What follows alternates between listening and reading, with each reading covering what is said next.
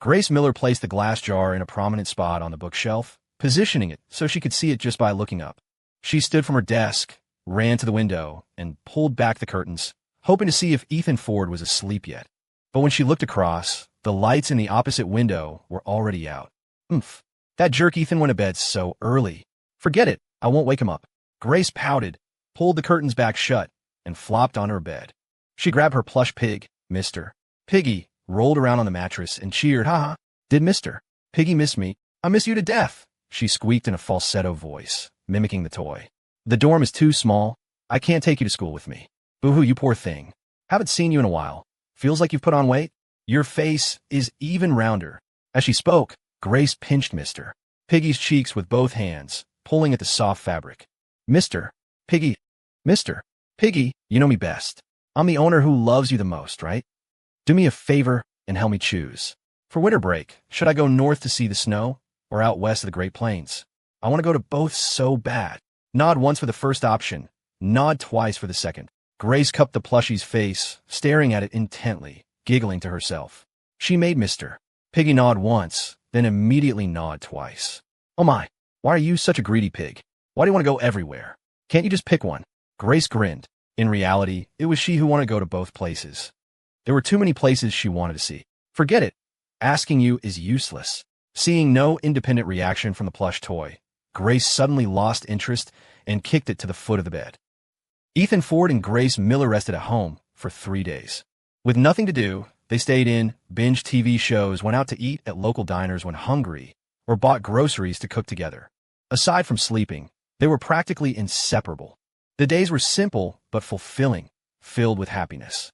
3 days later, Ethan and Grace returned to campus. They parted ways at the entrance of the girls' dormitory.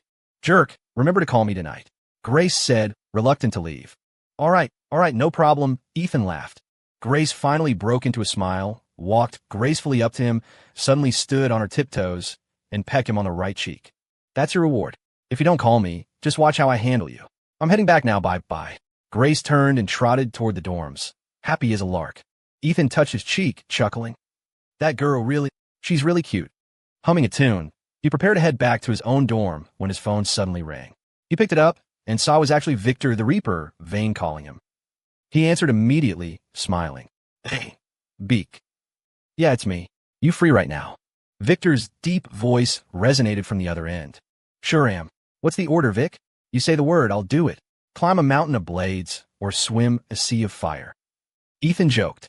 "Huh, cut the crap with the mountains and fires. Since you're free, come over for a drink." Victor laughed heartily. Ethan raised an eyebrow. Victor Vane wouldn't call him for a drink without a reason. "Sounds good. Which bar?" Ethan agreed without hesitation. "The Velocity Bar in the downtown strip. Come over now. By the way, bring that brother of yours, Henry Payne. Bring him along for a drink," Victor added. Hearing this, Ethan suddenly understood. Victor likely wanted to see Henry, but couldn't ask him directly, so he went through Ethan.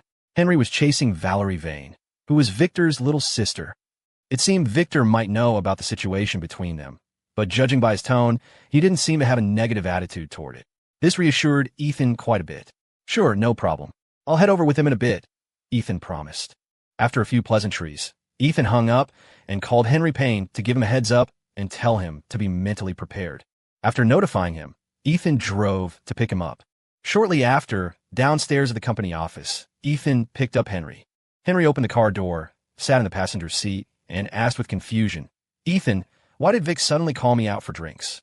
Ethan smiled helplessly. "You're asking me? How should I know? He probably knows about you chasing Valerie." Henry nodded and briefly explained how he had run into Victor at Valerie's apartment last time. "I think Vic is pretty open-minded. He didn't seem to want to give me a hard time," Henry said calmly.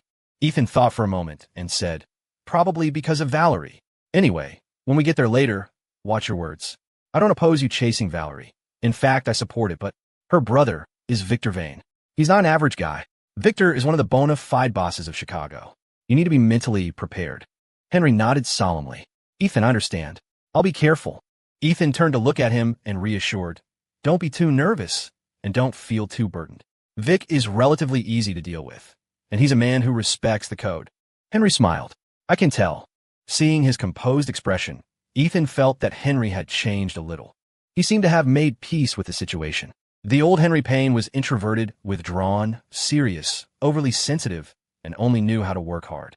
Back when they were renovating the Westford electronics store, Ethan found that Henry had nailed a board wrong and corrected him sternly once. Who knew that the next day, Henry would keep his head down and apologize incessantly as if he had committed a capital crime, leaving Ethan not knowing whether to laugh or cry. Later, Ethan comforted him, telling him not to be like that, just correct mistakes when they happen. Henry then spent 2 days working through the night to nail the boards perfectly. But the current Henry seemed to no longer be that insecure, sensitive boy. He had a calmness, confidence, and a fearless energy about him. Had he figured something out? Ethan didn't know, but the change in him was visible to the naked eye. This was something that made Ethan feel gratified. The two drove to the Velocity Bar. This bar was located in the downtown district, but a bit on the outskirts. There weren't many cars on the road, and it wasn't a residential area, just a small commercial strip. The bar was located at the end of the strip, which was actually the liveliest spot, with people coming and going at the entrance. A black Audi A6 stopped at the bar entrance, immediately attracting the attention of passers-by, their eyes fixed on the car. Because there weren't many cars parked at the bar entrance, only a dozen or so old Honda Accords and Ford Tauruses, and mostly motorcycles. A luxury car suddenly appearing inevitably caused a stir. Ethan got out of the car and looked up at the bar. It was a converted 5-story building. The roar of subwoofers came from the first floor. One listen and you knew it was definitely a club with a dance floor. This kind of club, playing loud, generic DJ mixes, was a very popular spot in the urban suburban fringe, a place where many young people went for entertainment and to pick up girls. Ethan and Henry walked toward the entrance together. Several people were guarding the door. One of them, a man in a black suit, immediately came forward upon seeing Ethan. "Mr. Ford is here. Vic is waiting inside. Please." Inside, on the left side of the first-floor main hall, a dozen people were drinking in a large booth. Victor Vane sat in the center seat with his legs crossed, cracking peanuts. He wasn't drinking, and the subordinates next to him didn't dare come up to toast him. "Vic, everything is arranged." Camel walked over quickly and reported. "I'm good. Sit down." Victor patted the seat next to him. Camel sat down immediately. "Any other instructions, Vic?" Victor chuckled softly and asked instead, "Camel, what do you think of that young man who sat in my car last time? Henry Payne?" Camel was stunned, scratched his head, and said embarrassedly, "Vic, I'm no good at judging people. My word doesn't count." "TCH, Camel, you can really act. I asked you to speak, so speak. What are you afraid of?" Victor glanced at him. Camel smiled and said, "I think he's all right. At least when we made eye contact, he was sincere, and he didn't seem afraid of us at all. He got guts." Victor spat out a peanut shell and laughed. Someone who gets slashed 18 times without making a sound naturally has guts. "I'll watch the surveillance tape. He's a tough guy. However, with some things, you can't just look at the surface." Camel immediately asked, "So, is that why you called him over for this drink, Vic? Want to test him?" Victor nodded and sighed. "I, Victor Vane, have only this one sister. I don't want her following me down this road, and I don't want her dating a man from the underworld. This road is not easy to walk. That kid Henry isn't from streets. He's a businessman following Ethan Ford. After a few contacts, he feels decent. He's a suitable candidate. But wanting to become my brother-in-law won't be that easy." Camel laughed dumbly. Everyone who followed Victor knew very well that he was a sister-complex maniac. In the past, he would take Valerie to inspect venues, and she had seen plenty of street types, picking up some of that temperament. Once, Valerie drank too much, and some reckless kid tried to get handsy with her. Valerie kicked him to the ground. The kid brought people back for revenge. When Victor heard about it from another private room, he exploded on the spot. Without a second word, he grabbed a machete and charged out. Later, Victor chased that group of kids down 3 streets alone, hacking away, and finally crippled the kid's hand. When Valerie was in college, she had conflicts with other students and was blocked inside the school. Hearing this, Victor immediately rushed into the school with 2 vans full of men, scaring those people so bad they wet themselves, and finally gave them a harsh beating. As a result, no one in school dared to provoke Valerie later. Rumors spread that she was the mistress kept by some big boss, and other students kept their distance, which led to her not making many friends. It could be said that if Victor knew his sister was in trouble or danger, he would arrive immediately regardless of the cost to make the other party pay. He had promised his parents to take good care of his sister, so he used his own hands to hold up a solid umbrella of protection for her, ensuring she wouldn't suffer the slightest harm. The same applied to her personal relationships. Many people had pursued Valerie before, But Victor rejected them all because they were all street thugs. He had come up from the streets himself, so he naturally knew what kind of people they were. Mostly profit seekers, not decent folks, and generally uneducated. Most importantly, walking this path, who knew when they might end up dead on the street. Therefore, he was resolutely against anyone from the underworld pursuing Valerie. At this moment, a subordinate walked over quickly and said to Victor, "Vic, mister. Ford is here." Victor responded, put down the peanuts in his hand, pulled out a tissue to wipe his hands, stood up, and sure enough, saw Ethan and Henry approaching together. Ethan walked over quickly, extended his hand, and laughed. "Ha ha, good evening, Vic. Didn't keep you waiting long, did we?" Victor shook hands with Ethan, then patted his shoulder, laughing. "Oh no. Seat. Beak." Henry stepped forward and shook Victor's hand. "Henry's here. You could have to drink a few more cups with me later. Before, you hadn't recovered, so I didn't let you drink too much. You fully healed now?" Victor asked with concern. "All good. Tonight, we don't go home until we're drunk." Henry grinned. "Huh, good." Victor waved his hand and laughed loudly. Ethan narrowed his eyes, observing Victor's actions, secretly trying to figure out Victor's intentions.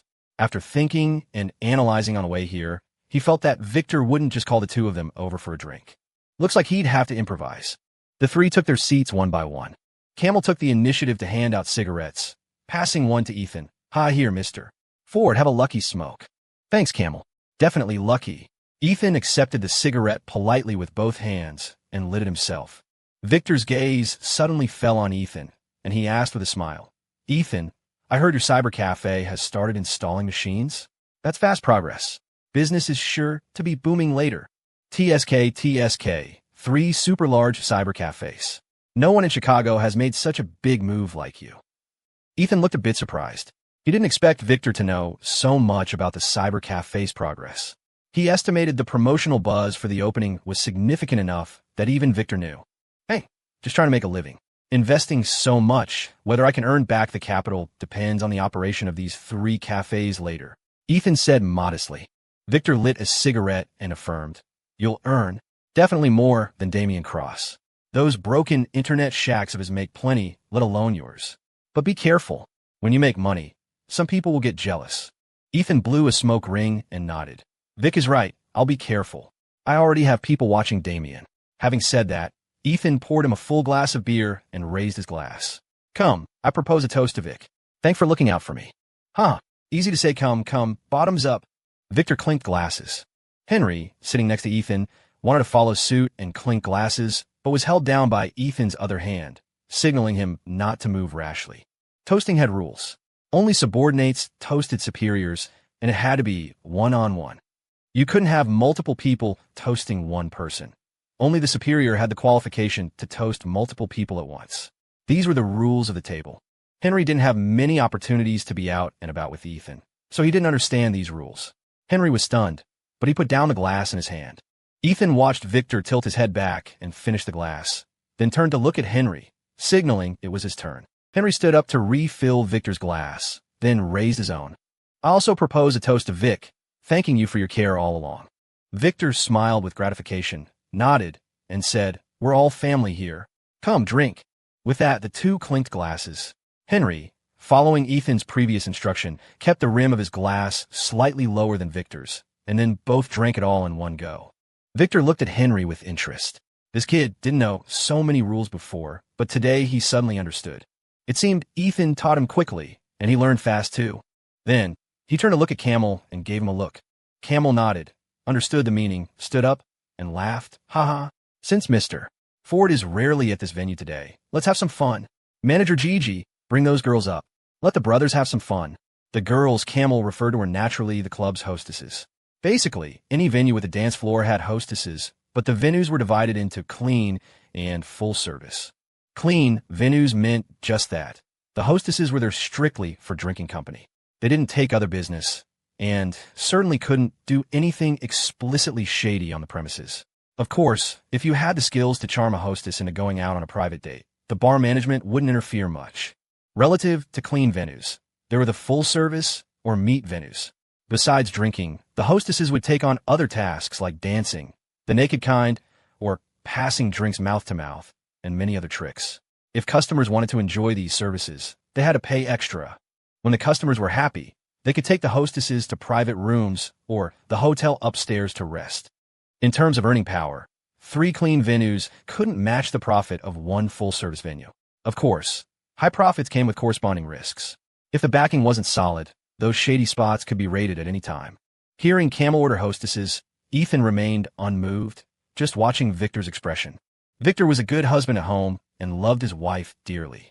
Ordering girls at this time seemed inappropriate, didn't it? But Victor didn't object. Instead, he suddenly took out his phone to check it, frowned, and stood up. Hey, Ethan, Henry, I have something to attend to. You guys enjoy yourselves. I'll go handle it. Camel, come with me for a second. Camel grinned. You got it, Vic. After the two left, only Victor's group of subordinates remained. At this moment, Manager Gigi brought over a group of sexily dressed, flamboyantly made-up young women. The woman leading them was a charming, somewhat voluptuous older woman, her figure ripe like a peach that would drip juice if pinched. The voluptuous woman walked gracefully up to Ethan and smiled seductively. Oh my, you must be Mr. Ford. Camel just told me. Order me to take good care of you. I absolutely cannot neglect you. All right, forgot to introduce myself. I'm Gigi. Everyone calls me Mama Gigi. You can call me whatever you like. After introducing herself, Gigi sat down right next to Ethan, staring straight at him like he was a prize ticket, smiling. Mr. Ford is truly young and handsome. Look at the sisters here. Which one catches your eye? This meant letting Ethan pick a girl first. This made the dozen or so subordinates nearby incredibly envious. They all stared up and down at the beauties, whispering amongst themselves, but they knew Ethan had a special relationship with Victor. No one dared to pick first. They had to let Ethan choose before it was their turn. Ethan hooked up a smile. All right, let me take a good look. Hearing this, Henry was stunned, his expression one of astonishment. He thought, how could Ethan order a hostess? Isn't he afraid Grace will tear him apart? Ethan, maybe we shouldn't. Henry wanted to remind Ethan to reject all these hostesses. His heart was only for Valerie. He had no interest in these drinking companions.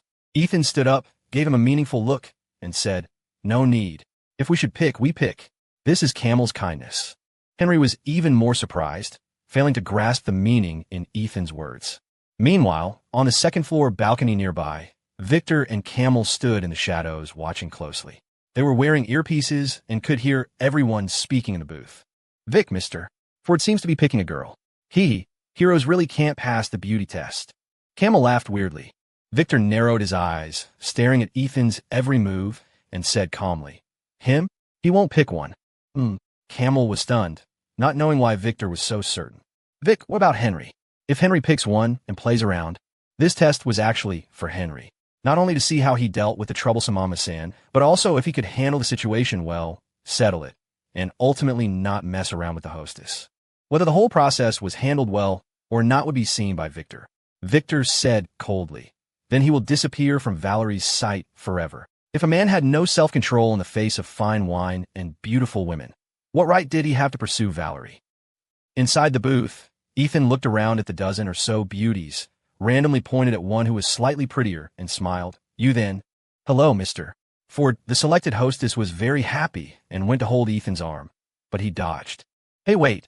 As the saying goes, share the blessings. Everyone here is Vic's brother, which means they are my brothers. So this girl goes to this brother. Ethan turned and pointed to one of the subordinates in the crowd, picking randomly. The whole crowd went into an uproar. Gigi and the selected hostess both looked shocked. Huh, Mr. Ford? Me? The selected subordinate was ecstatic, feeling he had received a great favor. Oh, thank you, Mr. Ford. Thank you. The subordinate thanked him repeatedly in surprise. Ethan said generously, Hey, no need to be polite. We're all family. This girl is yours. The selected hostess's face fell instantly. She thought she had snagged a big spender and could earn a lot of tips tonight, but unexpectedly, she was assigned to someone else. But the customer is God. She couldn't have any complaints, just pouted, forced a smile, and went over to accompany the subordinate. The subordinate received the girl, pulled her into his arms immediately, and grinned lecherously. The other subordinates hooted with envy. After picking one, Ethan turned back and waved to Henry. Henry, you pick one too. Henry had watched Ethan's moves and understood some of his intentions. He stood up and said, Okay, Ethan. Copying Ethan, he assigned a hostess to each of Victor's subordinates, making everyone else extremely happy. Only Gigi felt it was a bit tricky. Now that they were distributed, only one girl was left, and she was the worst one. How could these two young men like her? Wouldn't Camel's instructions fall through? She quickly stood up and shouted, all right, if Mr. Ford and Mr. Payne don't like the other sisters, then I'll accompany you. Ethan waved his hand and laughed. That works too, but Gigi, can you bring us a few bottles of red wine first? Western liquor and beer are drinkable, but I still prefer red wine. On the surface, this meant the table lacked red wine, but the actual meaning was that while these women were okay, they weren't to his taste. Gigi was a veteran of the drinking scene. She naturally heard the implication, and a look of surprise appeared on her face. This young man had such high standards? Or was he deliberately making things difficult for me? However, she still took it literally and responded, yes, I'll go get you a few bottles of red wine right now. Please sit. Gigi hurried away. Ethan and Henry sat back down. Ethan took out a cigarette and handed one to Henry. By this time, Henry felt something was off and whispered, Ethan, why do I feel like tonight is weird? Click. Ethan lit the cigarette and whispered, because someone is watching us. Hearing this, Henry was shocked inside, a look of astonishment on his face. HM? Who? Ethan blew a smoke ring and shook his head. Who do you think? Henry froze, then immediately understood what Ethan meant. All of this might be a setup by Victor. Thinking of this, Henry's expression turned a few degrees colder. He smoked his cigarette and stopped speaking. Ethan patted his shoulder comfortingly. It's useless to be angry. He's Victor Vane. This is probably his test for you. That means he doesn't trust me. Henry stated the key point bluntly. Ethan flicked the ash from a cigarette and said seriously, who trusts people that easily? I'm not speaking for Vic, but it would be the same for anyone, especially since you're chasing his sister. Henry rubbed the center of his brows in distress. It is a bit troublesome, but I won't give up. Ethan looked at him with appreciation. Good, that's the spirit. Just treat tonight as a social studies lesson. Do you know why I ordered girls for the others first? Henry whispered back. Naturally, because you couldn't order one for yourself. Ethan shook his head and held up 2 fingers. You only got half of it right. There's another reason. These people are Vic's men. Even if you don't order, if you don't speak up and let the others order, those subordinates can only watch with envy. That is a lack of the code. Henry frowned. So much trouble? What if I just rejected them all directly? Ethan laughed. Then you have no EQ, and you defend Camel. A look of realization dawned on Henry's face. So there were so many twists and turns involved. Ethan, thanks for being here. If it were me, I would have rejected them without hesitation. I wouldn't have thought of these things. Ethan leaned back on the booth sofa, crossed his legs, and said faintly, so, this is a social studies lesson. Some things aren't that simple. If you're not careful, your weaknesses will be exposed. Why does mixing in society stress? Harmony brings wealth, being smooth and being all things to all people. Because doing so isn't necessarily right, but it's almost never wrong. Henry carefully pondered Ethan's words, especially the last sentence. It doesn't need to be right, but try not to be wrong. Yeah, Ethan, I understand. Henry showed a smile. At this moment, in the shadows of the second floor, Victor saw the two talking, but their voices were low and drowned out by other noises, so he didn't hear clearly at all. Vic, what do you think? Camel turned his head and asked in confusion. After thinking for a moment, Victor smiled helplessly. Ethan, that little fox. By doing this, our test is useless. However, looking at it from another angle, Henry Payne follows a good big brother, and this kid Henry catches on fast. I thought he would reject everything regardless, but under Ethan's guidance, he knew to play along. He has some perception, but this isn't over yet. Camel, have someone call Henry over to see me. Just him alone. Camel nodded. Done. As they were speaking, Gigi returned to the booth with 2 bottles of red wine and sat directly next to Henry. But the latter stood up immediately and waved his hand, signaling her to sit elsewhere. Watching this scene, Victor couldn't help but laugh out loud. That kid is really a straight arrow. Downstairs in the booth, Henry was drinking alone when a subordinate walked over and whispered a few words in his ear. Henry asked in surprise, HM? Vic wants to see me now. Yes, Mr. Payne, the subordinate replied. Henry stood up immediately and said to Ethan, Ethan, Vic is looking for me. I'm going up for a bit. Okay, go ahead. Ethan smiled. He wasn't worried about anything happening to Henry on this trip. Victor should have seen what he wanted to see. Henry left with the subordinate and headed to the second floor. In a private room on the second floor, Henry met Victor and Camel. Just the 2 of them were in the room. Henry's here. Come, seat. Victor greeted him amiably. Henry nodded and sat in the seat opposite him. What's the matter, Vic? Victor lit a cigarette, but didn't offer him one. It's like this. After thinking about it for a while, I feel that you and Valerie aren't very suitable. But out of respect for my relationship with your big brother, Ethan, I didn't say it explicitly. Calling you over specifically today is just to have a chat with you alone. I hope you give up chasing Valerie." As Victor spoke, he turned to look at Camel. Camel pulled a large stack of bills from the backpack behind him and placed them in front of Henry. Henry frowned and asked coldly, "Vic, what does this mean?" Victor smiled kindly.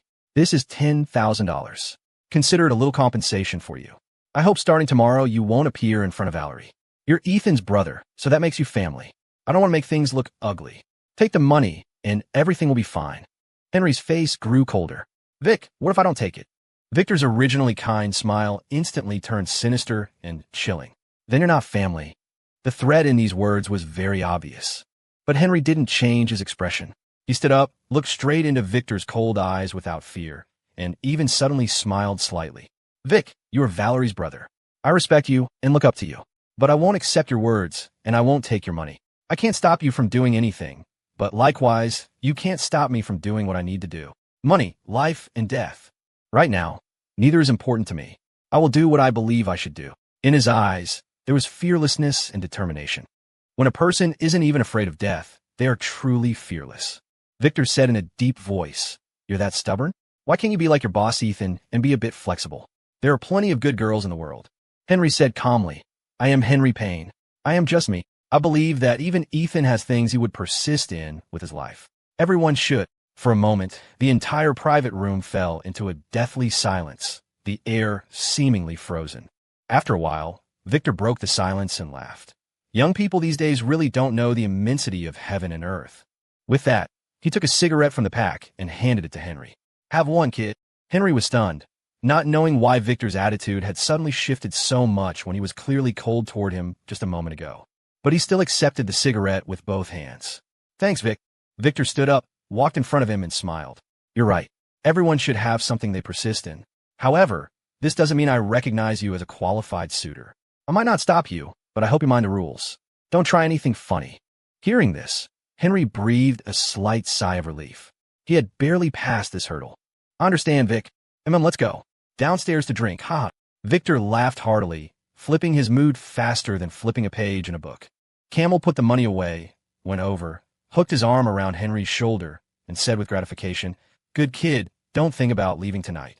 You're playing dice with me later." Camel, I don't know how." Henry spread his hands, looking helpless. "Hey, doesn't matter if you don't know. I'll teach you. How can you come out drinking and not know how to play dice?" Camel said warmly. The group of three walked out of the private room together. Just as they exited, they suddenly saw a group of people in the hallway, about 20 of them. Some of them looked like they were already drunk. "Oh, hey, Vic. Good evening, Vic." A middle-aged man in the front wearing a leather jacket saw Victor and immediately smiled and waved. A strange look appeared on Victor's face because he didn't recognize the man in front of him. "You are." The man in the leather jacket straightened up, and the group of men behind him suddenly stood straight too, showing none of their drunken appearance from a moment ago. Seeing this, a strong sense of unease suddenly surged in Henry's heart. Something was wrong. Vic, me? I'm the one here for your life." The leather jacket man smiled hideously. Suddenly, the man in the leather jacket walked quickly toward Victor, pulling a shining machete from behind his clothes. FCK. Chop Victor Vane to death. Accidents happen in a heartbeat. The leather-jacketed man suddenly drew his blade and swung. It all happened in a split second. Henry hadn't even reacted before a machete came hacking down from above. Bang! The first person to react was Victor. He lifted his leg and kicked the leather-jacketed man flying. "Fall back first," Victor said calmly, but his entire face had darkened. No need to say it. Enemies had come knocking. Living the street life required this kind of awareness. Victor had been in the game for years, battle-hardened. The moment that man reached for his blade, Victor was already on high alert, instantly deciding how to respond. "Vic, look out!" Behind Victor, Henry let out a low roar. "Schlick!" Victor turned to look. Somehow, several burly men holding knives had popped out of the private room behind them.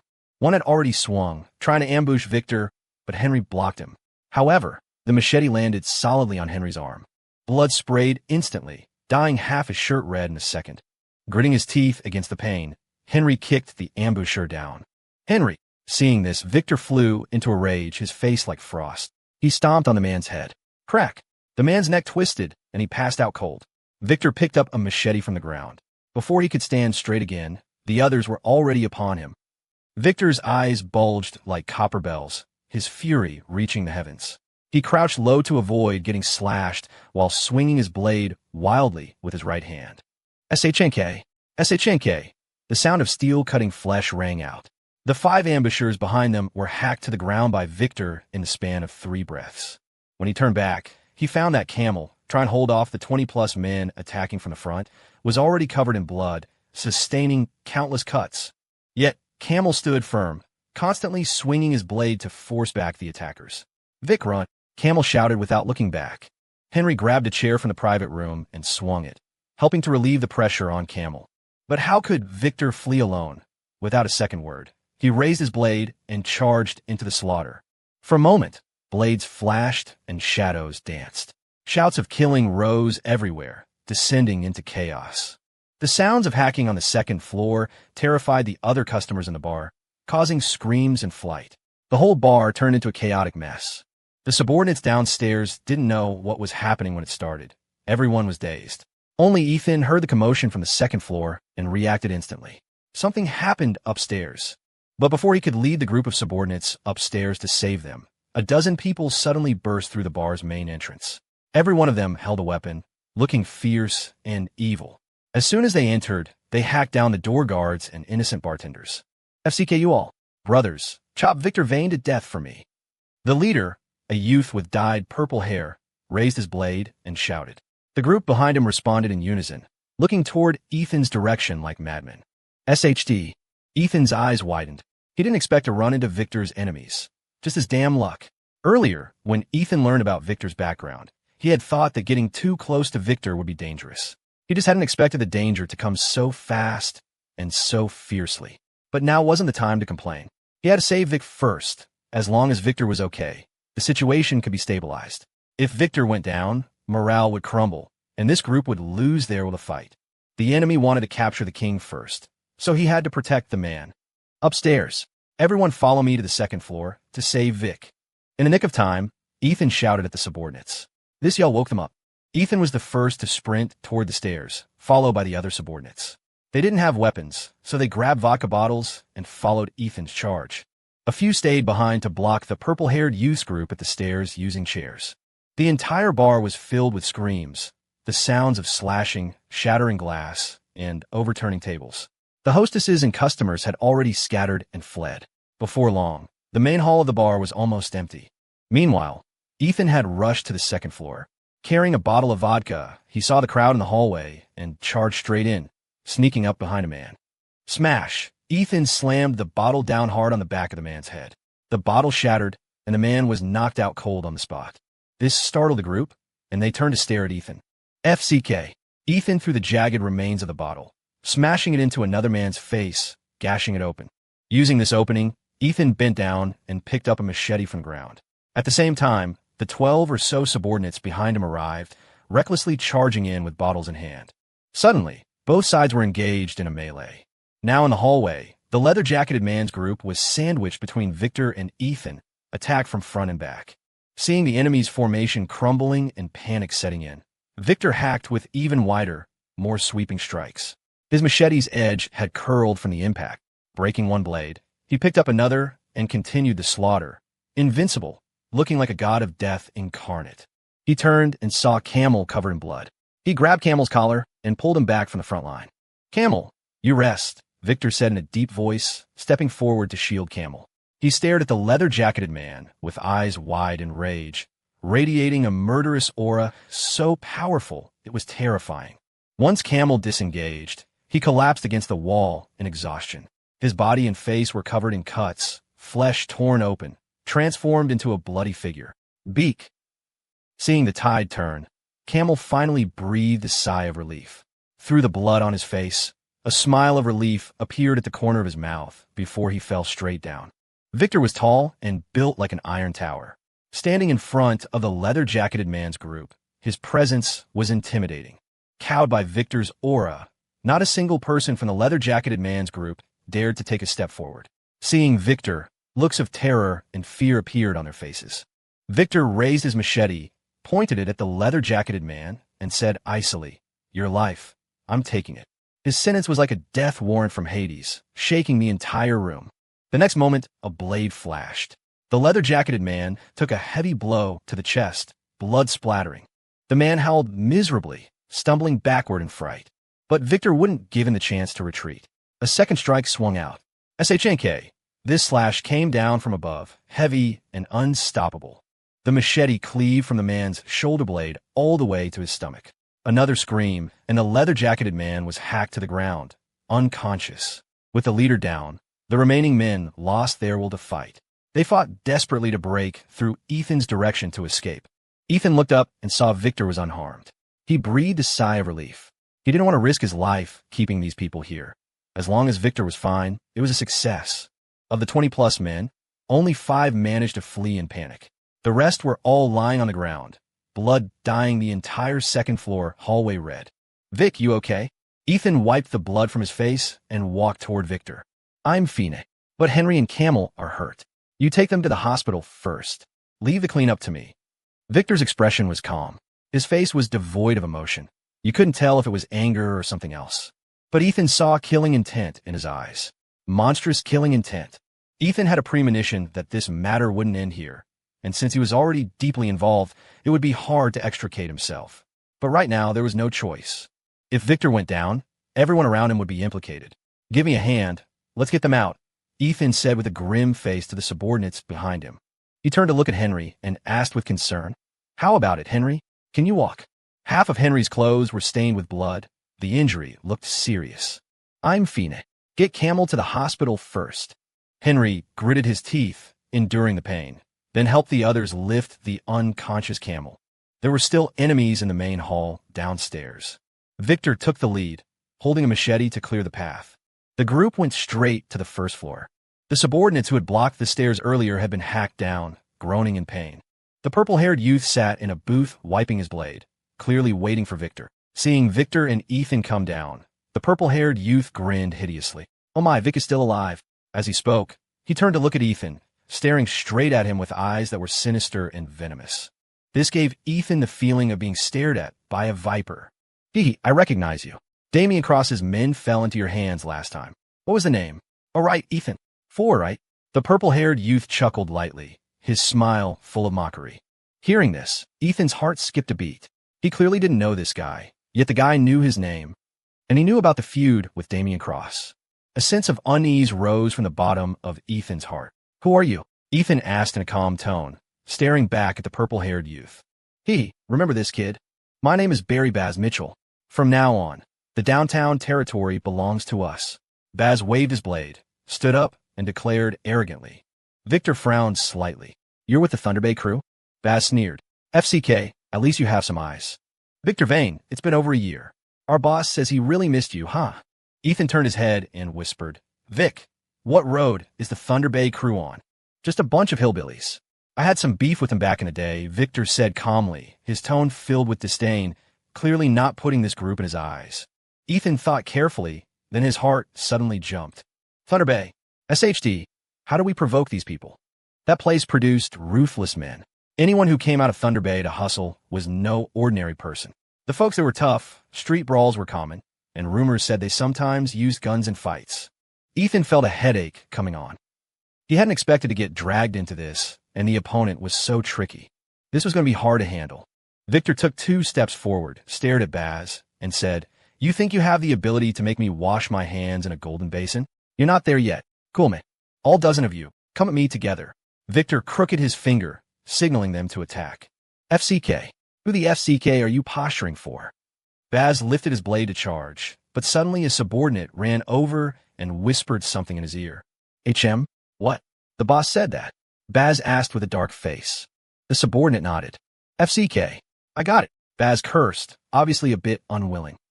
Then he looked at Victor, shrugged, and put on a smiling face. "Looks like we can't play tonight. Victor Vane, keep that life of yours for now. We'll meet again sooner or later. By the way, and you, Mr.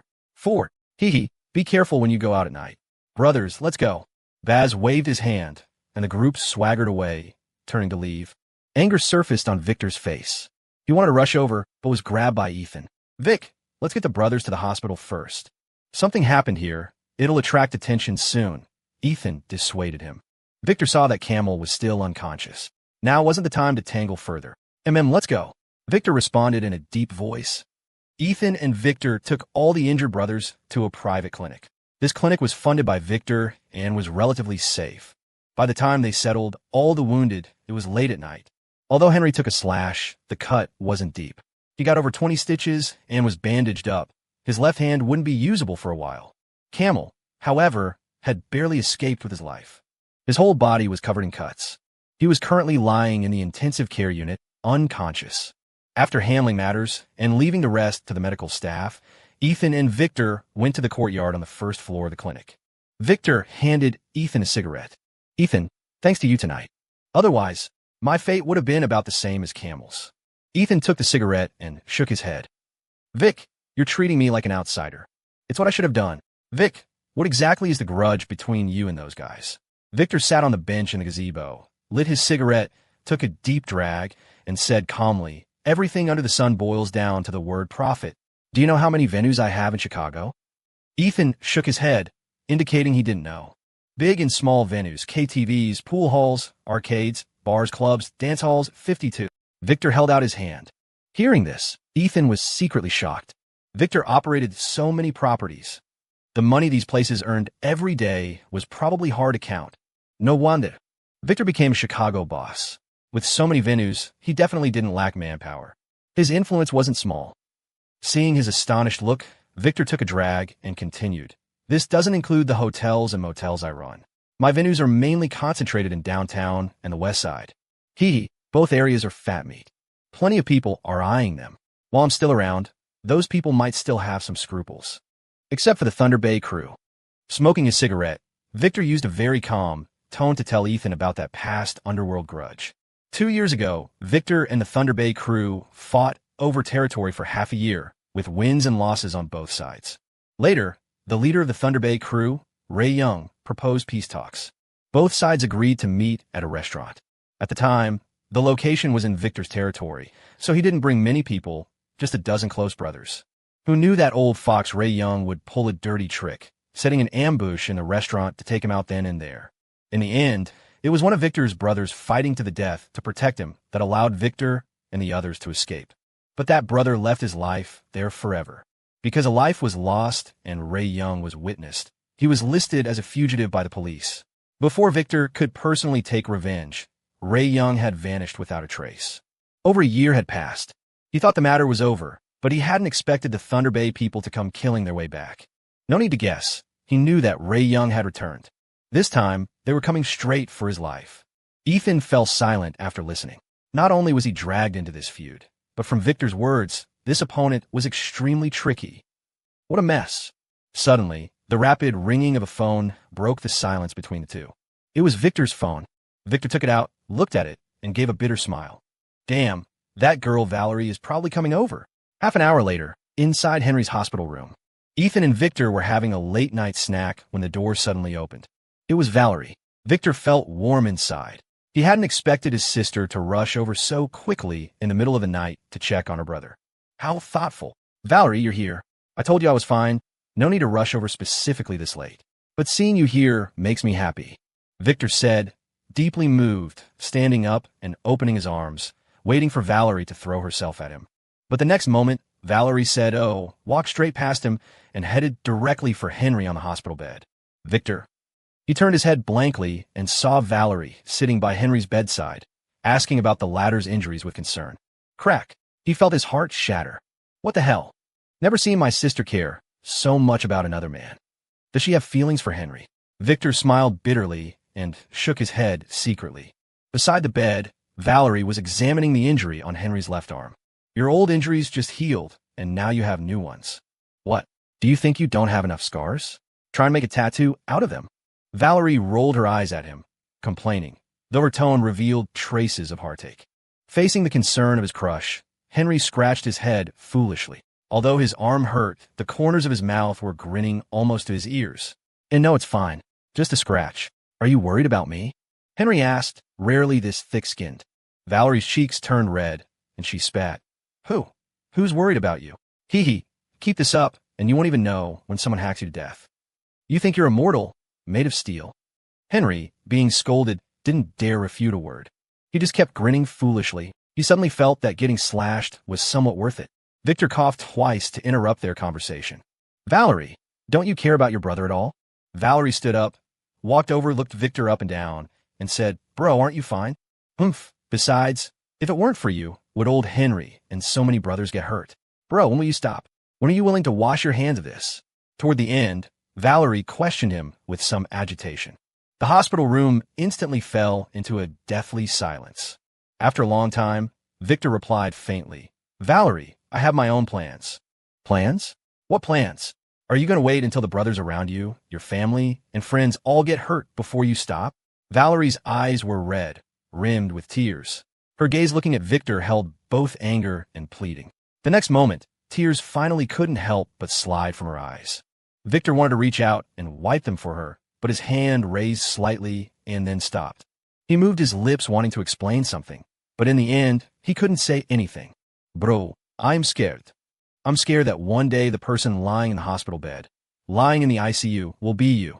Do you know that? Valerie cried out, but seeing Victor remain unmoved, her heart went completely cold. I see you still don't have that realization. Valerie wiped away her tears and walked quickly out of the room without looking back. In the room, silence returned. Everyone's face carried a heaviness.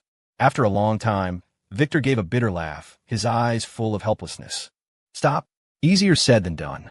Some things, once done, there is no turning back. He turned to look at Ethan and mocked himself. Ethan, do you think I'm stupid too? Ethan shook his head and said seriously, Vic, I understand you. As the saying goes, once in the game, you're not your own master. Once involved in grudges, wanting to retreat completely is extremely difficult. Ethan understood Victor's difficulties.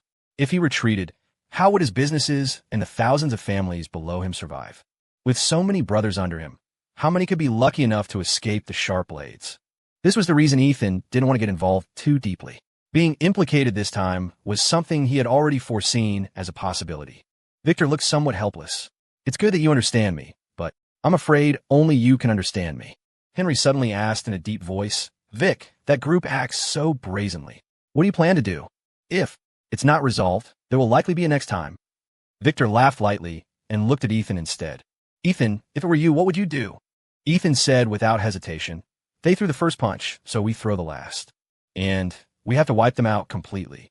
It must be a fatal blow. Victor looked at him with appreciation and laughed. Great minds think alike. An hour later, Ethan and Victor walked out of the ward together. Within the hour, the two discussed a lot, talking about how to counterattack and formulating a plan.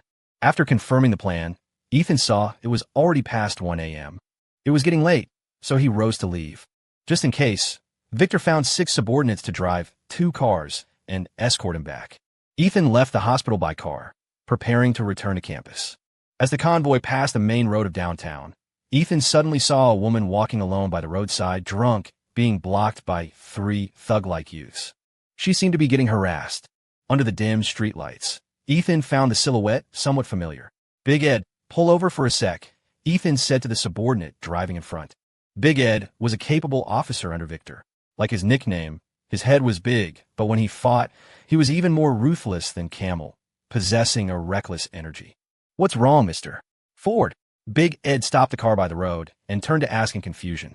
Ethan looked out the window and signaled him. I see a friend. She seems to be in a bit of trouble. Big Ed followed his gaze, saw the situation on the sidewalk, immediately understood, and revealed a sinister grin. Got it. I know what to do. Hee, beauty, I see you're drunk. Let Big Brother take you to rest. A youth wearing a massive necklace grabbed the woman's hand, his gaze sizing her up extremely lecherously. Let go of me. I'm not drunk. I can still drink. Hey, you can't even walk straight. It's dangerous for you to be alone on the main road. Let me take you to a hotel to rest a bit, come on. The necklace youth forcefully pulled her into his arms, his other hand starting to wander over her body. The 2 young men beside him hooted, thinking of getting a piece of the action too. Let go of me. Lana struggled desperately, but she couldn't break free. Suddenly, she stopped struggling, looked up at the necklace youth, her eyes regaining a bit of clarity, and said in an extremely calm tone, Let go of me. Hey, just let Big Brother hold you. The necklace youth thought she had lost the will to resist and pushed his luck even further, putting a hand on her hip. Bow. Suddenly, Lana raised her knee and delivered a heavy strike right to his crotch. FCK. UBTCH. The necklace youth cried out in pain, clutching his privates with one hand, but still angrily slapped her across the face. This slap knocked her directly to the ground. Lana gritted her teeth and stared daggers at him. FCK. Slut. Dare to kick me. FCK you. I'll beat you to death. The necklace youth was furious and was about to continue hitting her. However, suddenly a hand rested on his shoulder and a cold voice came from behind. Dare to lay another finger on her? Hearing the voice behind him, the necklace youth's anger flared even hotter. FCK. Who the hell dares to meddle in my business? He whipped his head around, intending to see which blind fool was interfering. The moment he turned, he was dumbfounded. Standing behind him was a clean-cut young man, but behind that young man stood a group of terrifying figures. Among them, the burly man with the massive head was particularly conspicuous, his eyes revealing a ferocity akin to a wolf, sending shivers down one's spine. The youth looked at the group with terror, his heart racing, legs trembling. BBB Big Brother, W what can I do for you? FCK your mother. Big Ed raised his hand and delivered a brutal backhand slap. Smack! The slap was incredibly loud, making the youth dizzy. He fell to the ground, 2 teeth flying out. Seeing this scene, the other 2 youths were silent as cicadas in winter, not daring to move a muscle, because they could tell these were genuine gangsters, not just street punks from the market. That ferocious aura, those ruthless eyes, they were on a completely different level. Where did this young man come from? Sitting on the ground, Lana Cole looked somewhat stunned, murmuring, Ethan? Mr. Ford. Ethan walked over and helped her up. Seeing her right cheek was swollen with finger marks, he asked softly, How are you? You okay? Lana was sobered up quite a bit by the slap. She covered her cheek embarrassedly and said gratefully, and nothing. Thank you, Mr. Ford. Ethan smiled slightly. After all, we're old acquaintances. How could I leave you in the lurch? Finished, Ethan turned to Big Ed. My friend just got slapped. Big Ed, pay him back tenfold. Big Ed grinned savagely. You got it, Mr. Ford. Then Big Ed went over, grabbed the necklace youth by the collar, and began to slap him violently with his right hand. He used immense force. Every slap was crisp and loud, beating the youth until he spat blood. Watching this, the other 2 punks were so scared they shivered, flopped to their knees, and began begging for mercy. Big Ed ignored them and focused on finishing the 10 slaps. By the end, the necklace youth's face was swollen like a pig's head, covered in blood, missing who knew how many teeth, and had long since passed out. Seeing this man strike so ruthlessly, Lana couldn't help but shudder. Her gaze toward Ethan changed, holding more awe and fear. After teaching the youth a lesson, Big Ed turned to ask Ethan, Mr. Ford, how should we handle the remaining 2? Ethan waved his hand, signaling him to handle it himself. Leave a few guys to deal with it. You take me to a nearby pharmacy first. Big Ed nodded, acknowledging the order, then left 3 men behind to properly educate the punks while the rest returned to the cars. Ethan took Lana into the car. Finding a pharmacy nearby, he bought her a bottle of medicinal oil. The 2 found a seat at a late-night wonton stall by the road. Ethan treated her to a bowl of soup. Need help? Ethan asked out of kindness as he watched her wipe the wound alone. And no need. I might dirty your hands. Lana quickly declined, her tone carrying more deference. Their relationship had been decent before, but never this polite. Ethan smiled. Secretary Cole, no need to treat me like a stranger, right? Lana smiled awkwardly and nodded. Really, thank you so much just now, Mr. Ford. Just a small effort. By the way, Secretary Cole, you, and Frank Zane, are you guys okay? Ethan took out a pack of cigarettes and handed her one. At the mention of Frank Zane, her expression changed instantly. Her eyes filled with anger and sorrow. She didn't answer, just took the cigarette. Ethan shrugged. She lit the cigarette, took a heavy drag, and laughed self-deprecatingly. Mr. Ford, nothing to be sorry about. Just blame my own stupidity. I liked him for so long, gave so much for him. In the end, it was all for nothing. Truly laughable. He probably never intended to be with me. He might never have liked me. Not even a little bit. Smoke swirled, masking her bitterness and anger, leaving only pain. Ethan smoked a companion cigarette and said calmly, Life is unpredictable, but the only constant is that human hearts always change. Hearing this, Lana's hands trembled slightly. Smoking the cigarette, tears slid from the corners of her eyes. I hate him. Lana covered her face with her hands, sobbing painfully. Ethan sighed softly. Nothing caused more pain than emotional deception. Loving someone was hard enough. Loving so deeply, willing to give everything, body, reputation, only to receive coldness and disgusted looks in return. Any woman would be in such pain. He could only say Lana loved the wrong person, loved someone she shouldn't have, and possessed a romance she shouldn't have had. In the prime of her youth, she met the wrong man. One could say Frank Zane was too clever, or she was too naive. But falling in love makes people naive, doesn't it? Ethan didn't pity her.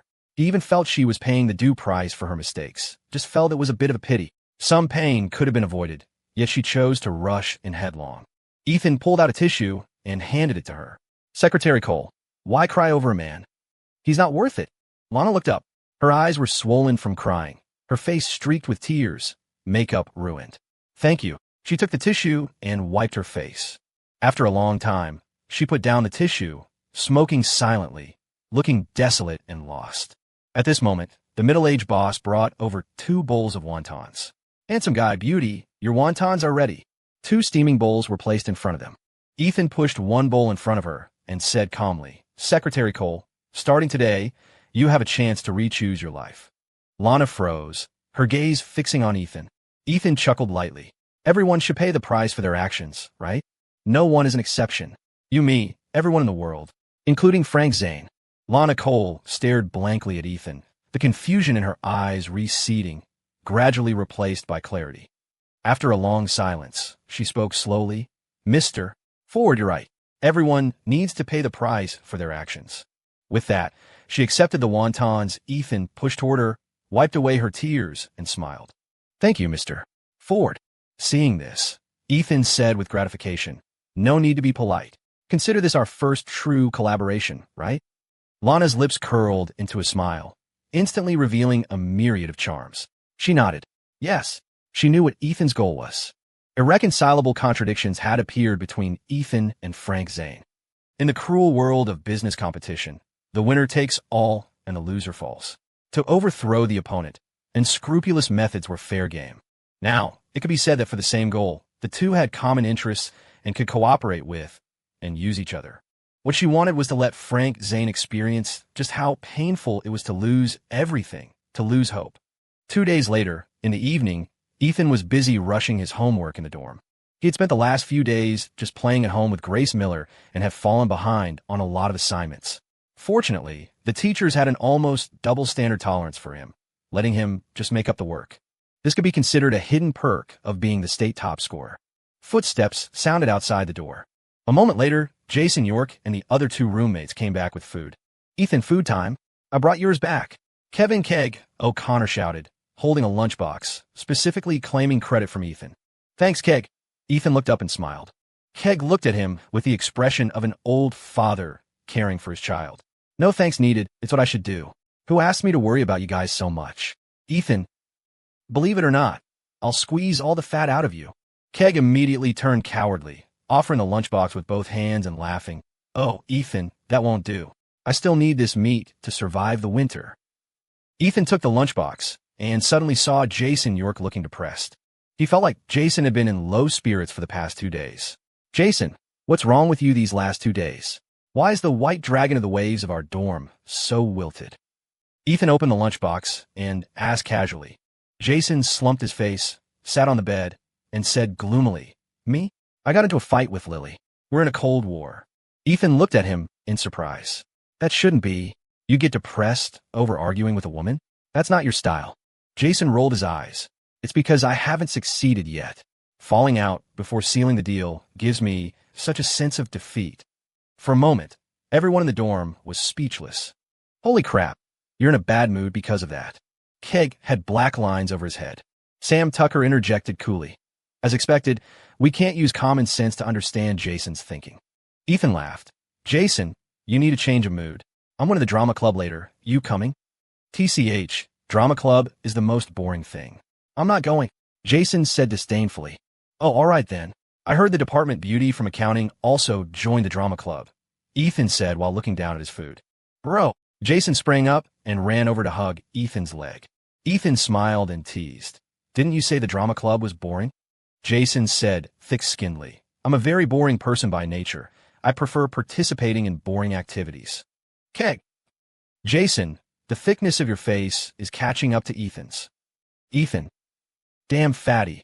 All right, roasting two with one sentence. Speak more if you know how. Keg laughed cheaply and shut up immediately. Suddenly, Ethan's computer chimed with an IceQ notification. He clicked on the message. It was from Grace. Little Miss Miller. Smelly Ford, I have it. I have it. Ethan, Sigma, good. Oh, that shouldn't be. Little Miss Miller. / // omega / / // What are you thinking? I mean, I have inspiration for my novel. I'll show you once I write it out, hee hee. Ethan, type the whole sentence next time. Scare me to death. When will you show me? Little Miss Miller, proud face, just wait. I'll write a synopsis outline first.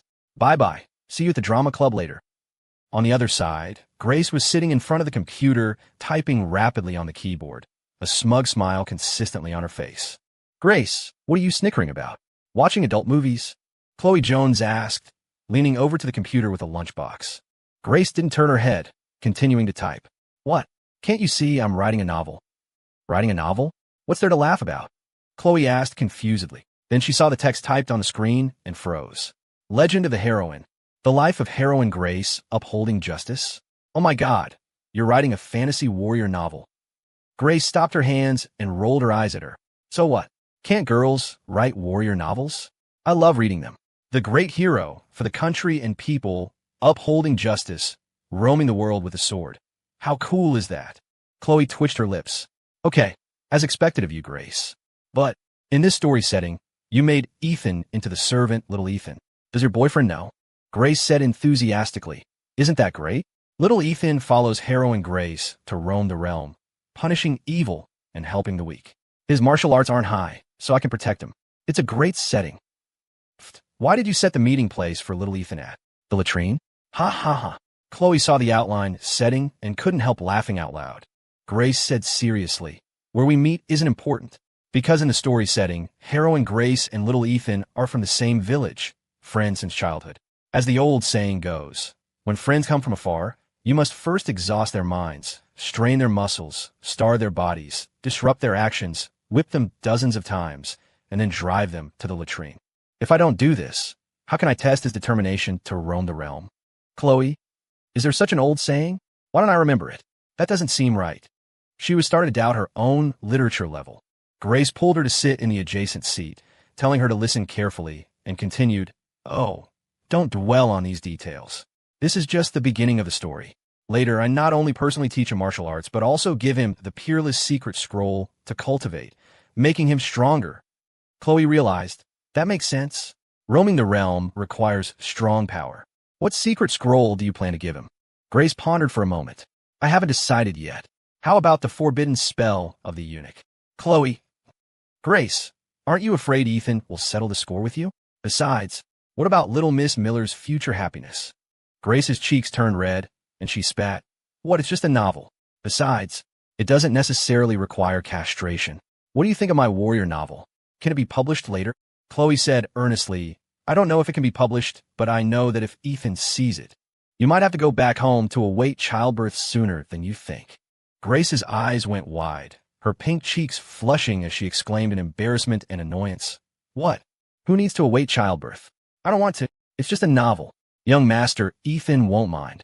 Chloe teased. Hee hee, you write him like this. Wait until he writes one too, making you a CEO's personal maid. Let him write. I don't care. Anyway, I'm definitely writing this novel. No one can talk me out of it. Grace held her little head high.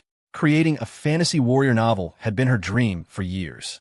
Before, high school coursework was heavy, and everything made way for the SATs. Now in college, she had a lot more time. Since she had time, how could she waste it? Wasting time was wasting life. She had thought hard for a long time before finally coming up with a heroine idea, using herself and Ethan as prototypes, roaming the realm with swords together. How beautiful. So she made up her mind to write this story. Posting it anywhere would do, the Zone, the forums, or publishing it. However, she heard Ethan mention a platform called Tomato Novel, where the readers were all handsome guys and beauties with extremely high literary appreciation levels. Posting it there should be good. She shook her head. The outline wasn't even finished yet. Why consider publishing? Too far ahead. Better to keep feet on the ground and take it step by step. First, get the outline done. All right, not chatting with you anymore. I have to take advantage of the inspiration to finish the outline quickly. I still have to go to the drama club later. Grace turned back and continued typing rapidly on the keyboard. Drama club? What's up? Is your club hosting an activity? Chloe asked while shoveling rice. Yeah, the drama club plans to rehearse a few programs to perform in the auditorium after the New Year's gala. We might decide on the programs tonight. Grace said. All right then, I won't go with you. I have things to do, Chloe said. Grace suddenly turned her head, squinting at her. Things to do? What things could you have at this time? Either reading or binge-watching shows. Speak, do you have a date? Chloe's gaze dodged, looking guilty. No, I don't have a date. Grace blinked and teased. Keep pretending. The word guilty is written all over your face. Hee hee. As your bestie, if you're dating, you have to tell me immediately. I want to see who's so blind. Chloe. In the evening, Ethan brought Jason to the drama club, which was converted from a separate warehouse behind the Student Activity Center. Upon entering, there were about 20 people inside. A crude stage was set up at the very back of the warehouse. On the stage were 2 tattered curtains, red and green, and a few broken backdrop paintings. These were all paid for out of pocket by previous club seniors, barely managing to piece together a small stage. In the middle of the warehouse sat various patched-up long benches. In other words, benches that bore the scars of time. Piles of props and junk were stacked around the warehouse. Many hadn't been cleaned and had accumulated a thick layer of dust. The surrounding walls were corrugated iron, spotted with rust. If no one said this was the drama club, you'd definitely think you entered a scrap recycling station. TSK. Ethan, why is the drama club in such a ghostly state? Doing way too poorly, right? Jason looked around, clicking his tongue in wonder. Ethan was used to it and laughed. The drama club has no money and actually costs money. The school doesn't allocate grants, so it relies entirely on members paying out of pocket. Having a stage to perform on is decent enough, but is indeed a bit shabby. Jason nodded. Shabby? It's too damn shabby. As they chatted, a few people rushed in from behind. Hey, Junior Ford is here. Quick, give us a hand, carry the table inside. This is our conference table for today. A young man wearing black-rimmed glasses shouted. He kept a straight face, looking incredibly authoritative. This person was the drama club president, Junior Harrison Stone. Rumor had it he went to a New York acting workshop over the summer for advanced studies, a performance talent. Prez, this is... Ethan turned to look, for people were carrying 2 broken desks back. It looked like they scavenged them from the maintenance department. I used my connections with the maintenance teacher to ask for these back. The teacher even wanted to invite me to dinner, but I thought about the important club meeting today and didn't go. In my heart, nothing is more important than club matters. Harrison Stone waved his hand, speaking righteously. Ethan gave a thumbs up and praised. Prez is truly our good role model. Harrison Stone was dizzy from the flattery and smiled modestly. Junior is too kind. Quick, help out. He turned to look at Jason. HM? Haven't seen this student before. What? Are you here to join the club? Welcome. Our club welcomes every talent. Although our club's entry threshold is relatively high and other students might not get the chance, I find this student very congenial. His looks and temperament are quite suitable. We'll waive the entry assessment. Just fill out a form. Jason looked at Harrison Stone's incredibly enthusiastic attitude and felt speechless. He quickly explained, Hello, senior. I'm just keeping Ethan company to look around. I don't plan to join the club currently. Hearing this, Harrison Stone's expression cooled a few degrees. Is that so? Then, Junior, you give a hand too. Finished. Harrison Stone walked away with his hands behind his back, leaving a bewildered Jason. Who is this guy? All right, get a hand. Ethan teased. The two helped carry the tables, placing them right in front of the stage. Before long, Grace also arrived at the warehouse. Seeing Ethan from afar, she waved and shouted, Smelly Ford. When Ethan turned to look at her, she had already dashed over, standing gracefully in front of him. Smelly Ford. Came even earlier than me. Why didn't you come to the dorm to find me? Grace pouted. Ethan rubbed her head and laughed. You said not to disturb your creation, and now you blame me? I'm curious. What story are you writing? Domineering CEO? Historical palace drama? You're not really writing a fantasy warrior novel, are you? Grace acted mysteriously. For now, it's a secret. I'll tell you when I write the actual text. Hello, sister-in-law. Jason greeted playfully from the side. Why are you here too? Grace asked in confusion. Cough. I just came to look around casually. Just looking. Jason coughed twice guiltily. At this moment, President Harrison Stone clapped his hands at the broken desks and shouted, "Everyone gather around. We're starting the meeting." 20-plus people flocked over, surrounding the desks. Harrison Stone, hands behind his back, chest out, walked to the desk and said, "Today we gather at the Drama Club for an important meeting to decide on the stage play program for after New Year's. This is very important. It concerns whether our drama club can gain the school's attention and expand our influence. I want everyone to brainstorm together and discuss the performance program and cast distribution. Everyone can express their own opinions." As his voice fell, the crowd began to discuss heatedly. Some proposed performing Death of a Salesman. Some proposed a streetcar named Desire. Others suggested the Crucible. It was as noisy as a vegetable market. Grace shook her head, listening to these programs. Although these plays were good and had depth, college students nowadays didn't really love watching them. She quickly raised her hand and said, "Prez, I propose we can split into groups and arrange the performance programs ourselves. It's best if we write them ourselves."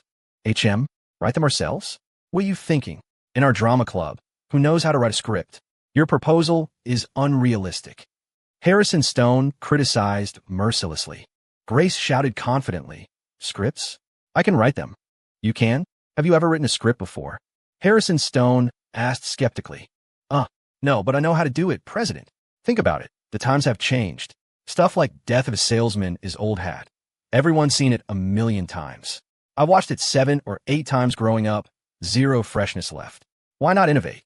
We could create our own new play together." Grace Miller said seriously. Harrison Stone kept a straight face, sternly replying, "Grace, you need to understand. This event is about showcasing our drama club's performance skills. Innovation can wait. Nailing the classics is enough. This is a non-negotiable principle." "Oh, like that." Grace Miller pouted, looking deflated. Ethan Ford hated seeing her down, so he asked Harrison Stone, "President, if this event goes well, how much funding can we snag from the school?" Harrison Stone held up 2 fingers, proudly saying, "At least $2,000 up to 5. This is the chance I fought hard for. How much we get depends on everyone's effort." "Holy crap, that much?" a nearby member exclaimed.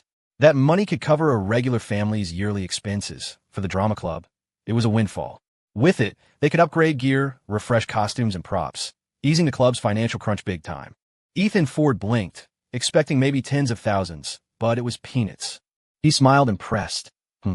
President, isn't the club seeking sponsors for this event? No other bites." Harrison Stone looked a bit awkward, forcing composure. "Well, sponsorships aren't easy, but I've connected with some interested businesses. But don't pin hopes on sponsors. Focus on our part first. Nail the show, and sponsors will flock later." Ethan Ford caught the vibe. Harrison probably struck out on sponsors. He raised his hand. "President, I can land sponsors." "What? You?" Harrison Stone eyed Ethan Ford doubtfully. "Yeah, I've got a way, but I have a condition.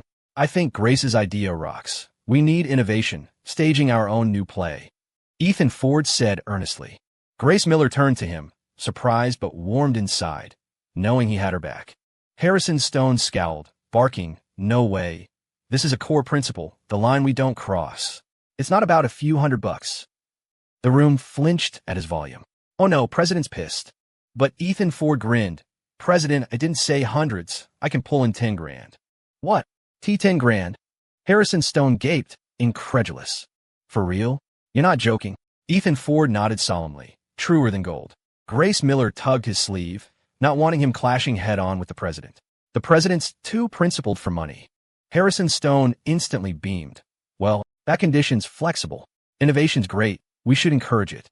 But why just one new bit? If we're innovating, go all in. Ethan, if you really snag $10,000, it's no issue." The members? Grace Miller. Everyone stared at Harrison Stone, stunned. What happened to principles?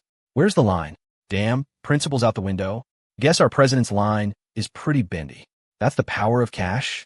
Impressive. But what shocked them more was Ethan Ford's bold claim, $10,000. To them, that was astronomical. Even sponsoring a campus soccer game topped out at a few hundred. No one's heard of that much. Harrison Stone pulled Ethan Ford aside, grinning warmly. Ethan, I knew I pegged you right. From day one signing up, I sensed you'd do big things for the club. Thirsty? Here's some water, fresh, unopened. Come sit. Don't stand. You'll tire yourself." Ethan Ford chuckled. "Harrison, ease up. I prefer your serious side." Harrison Stone straightened, deadpan, ahem, Ethan, if you land that sponsorship, you're officially my right-hand man. I'm serious. He'd hustled 3 years to keep the drama club alive, but funds, talent, and limits had him hamstrung, like cooking without rice. Hearing Ethan Ford could score big bucks? No way he'd pass. He'd call him boss if needed. Second in command was nothing. Ethan Ford laughed. Cool, but I've got more conditions. Can you agree first? What? Harrison Stone asked. First, I run this event fully. Second, naming and promo rights. I call the shots. Ethan Ford eyed him for reaction. Meaning, for this show at least, total control, no interference from Harrison. Harrison Stone paused, then nodded firmly. Deal. As long as you deliver, I'll back you fully. Ethan Ford extended his hand, smirking, honored by your support. That cash was pocket change to Ethan Ford, but not free. He'd leverage it for event control, slap West Ford Group's name on it, build campus ties, boost influence at Illinois Tech. Maybe even set up an industry academia base, tapping the state's top talent pool. 10 grand? Just a foot in the door. They hashed it out, then rejoined the meeting. Harrison Stone stood tall. I just chatted with Ethan. He's got real talent. He'll handle the event fully. Everyone follows his lead, got it? Members looked baffled at the flip, but President's word was law. They'd comply. Yes, President. Ethan Ford grinned at the group. With the President's backing, I'll give it my all. Let's team up and crush this show, sound good? Yeah. They cheered pumped. Ethan Ford dove into event details, setting the tone for innovation with a fresh play. He split folks into 4 groups of 5, rest on logistics. He grouped Grace Miller with him. She jumped in a new play, brainstorming eagerly. Meeting wrapped, Jason York shamelessly hit on the accounting major hottie. Grace Miller and Ethan Ford found a corner to plot the new play. Grace Miller leaned in. Stinker, any ideas? Ethan Ford smiled. I'm giving you the spotlight, spill. You got thoughts. Grace Miller cupped his cheeks, planting a smooch. Haha, you my mind reader. Stinker, let's do a comedy. Comedy, what kind? Ethan Ford's curiosity piqued. He hadn't pegged Grace Miller for comedy. Grace Miller snapped her fingers, excited. Past stuff's too heavy, too drab. Let's keep it light. I've had this idea forever. Old school Western, gunslinger comedy. Picture a spot with quirky folks, each with wild skills, sparking hilarious chaos. Set it in. A saloon. How's that? Ethan Ford paused. Western? Saloon? Comedy. Title something like Wild West Tales? Grace Miller clapped. Hey, I hadn't named it, but that's gold. Wild West. Tales. Huh. Sold. Ethan Ford twitched his lip. Solid idea. If the sheriff heard, would he draw on me? Okay, set. I'll draft the script tonight, huh? Grace Miller beamed. Just then, Jason York slouched over, plopping beside Ethan Ford. What's up? Got shot down. Ethan Ford teased. Jason York sighed. Nah, the hottie's got a boyfriend. I'm the Playboy Prince, but I don't poach. That's my line. Such a shame. Ethan Ford patted his shoulder. You're like a bird without legs, flying far but never landing. Better pick one tree and hang. Jason York shook his head. No way. Give up the forest for one tree? Impossible. Totally impossible. Ethan Ford took Grace Miller's hand, standing. Hey, your call. I'm off on a date. Gracie, let's go. I'll grab you a rocket pop. Rocket pop lit Grace Miller's eyes. She jumped up. Yes. Ethan Ford and Grace Miller hadn't gone far when some guys hit the drama club, led by glasses-wearing, preppy dude. President Harrison. The glasses guy smiled. Harrison Stone spotted him, beaming, aha, Joe, fancy seeing you. Welcome. Their arrival drew eyes. Heads turned. Jason York perked to the voice. Joe Zimmerman? Damn, what are you doing here? Joe Zimmerman, his high school classmate, family loaded, dad in apparel exports, snagging foreign orders. Back then, labor was cheap. Overseas apparel gigs flooded Illinois and Cali. Old garment bosses raked in millions in years. Jason York's fam did road construction. They collabed once. Joe supplied work uniforms. They met a few times, acquaintances. But Jason York never liked Joe Zimmerman. Too fake, superior in every chat. Plainly, loved showing off. Joe Zimmerman turned, spotting Jason York, mildly surprised. Jason York, you here too? What? Got a target here. Jason York crossed arms, huffing, I go where I want. You don't run me. Joe Zimmerman adjusted glasses, smirking slyly. Teaska Jason, you seem off. Guessing. Girl trouble. Guess your ass. Jason York snapped, busted. Joe Zimmerman scanned him. One more guess. I'd Heather, but she shut you down? Heather was the accounting hottie. Jason York jolted. How'd you know? Joe Zimmerman smiled. Tiny club, 20 folks, 2 stunners. Besides Grace Miller, it's Heather. Hard guess. Jason York's face darkened. So what are you here for? Joe Zimmerman stretched. I'm here. Looking for someone. President Harrison. Harrison Stone, thinking it was him, hustled over. Hi, Joe, what's up? Joe Zimmerman pulled a pen, handing it over. A sleek, fancy fountain pen. President, this pen's for you. Mind filling my club app? I like to join, no issue, right? Joe Zimmerman grinned confidently. You joining? Awesome. Welcome. Zero problems. Harrison Stone took the pen, thrilled. A big shot like this? Future funds galore. Sure, thanks. Joe Zimmerman bowed slightly. Hey, no squit. I'll handle the form. Harrison Stone nearly bounced, rushing to process, fearing regret. Jason York frowned. Joe Zimmerman joining drama? What's your game? You hate this stuff. Joe Zimmerman smiled. Liking and doing conflict? Jason, you're still a slacker. Watch your mouth. Who are you schooling? Jason York's face blackened, anger rising. Fuck you. Talk clean to Joe Punk. One of Joe's goons jabbed a finger at Jason York. Jason York itched to punch, but outnumbered, he stayed smart. No swing. Joe Zimmerman read him, stepping up, hands pocketed. What, wanna hit me? High school, you couldn't touch me. Now, what you got? Jason, wise up. Chasing skirts emptied your brain and body. Jason York glared. Fuck off. None of your biz? Joe Zimmerman stayed cool, suddenly waving elsewhere. Heather, over here. The accounting hottie Heather rushed up, twin braids cute, features delicate, light makeup, real charm. Joe, Heather cooed sweetly, bone melting. Jason York blinked. Heather knew Joe Zimmerman? Seemed tight. Joe Zimmerman wrapped her waist, hugging close. Join the club today. To hang with you cool? Yeah. Heather chirped, blushing down. Joe Zimmerman, you're Heather's boyfriend? Jason York's face shifted. Joe Zimmerman released her. Nah, she chased me, but I haven't said yes. Right now she's... He leaned to Jason York's ear. Friends with benefits. Jason York froze. The accounting hottie. Willing like that. You join for Heather? Jason York stared hard. Joe Zimmerman shrugged. Not really. Actually, I'm here for Grace Miller. Huh? What? Jason York yanked his collar in rage. Grace Miller was taken. Campus-wide knowledge. Top Beauty's boyfriend was Ethan Ford. Ethan Ford was his bro. Hearing this, Jason York's fury boiled over. Fuck her. I'm my bro's girl. Begging for a beatdown. Jason York glared, cursing. Joe Zimmerman signaled. His 5 guys swarmed, prying Jason York's hands, pinning him tight. Bam! A buzz-cut guy gut punched him. Fuck you, daring to swing? Jason York raged, ready to fight. But outnumbered, fist no match for 10, he couldn't budge. No matter the struggle. Fuck. Let go. I'll end you. Joe Zimmerman neared. Let him go. I'll take the hit. After, you're expelled. All right, Jason. Your fam's loaded. You'll land elsewhere. But Illinois Tech? Done. Your dad finds out? Belt time. Know his temper. The bat guy released. Jason York, eyes bloodshot, grabbed Joe Zimmerman's collar, fist raised. But froze mid-air. Satisfying? Yeah. But tanking his spot at the state's top school? Not worth it. Not swinging? Jason, retract that. You've grown a bit. Joe Zimmerman sneered, slapping the hand away, fixing his collar. Jason York bottled rage. No outlet. Joe had him pinned. Warning, some folks are off limits, trouble. Jason York said coldly. Grace Miller's boyfriend? Oh yeah, your dorm mate, no wonder. But so what? Just the state top scorer, a test nerd. Joe Zimmerman dusted his shirt, dismissive. He'd scoped Grace Miller and Ethan Ford. Same high school, same neighborhood. Dating made sense. Seeing her forum pics, he decided. Next target, Grace Miller. Betting that angel. Ultimate win. He didn't care who she dated.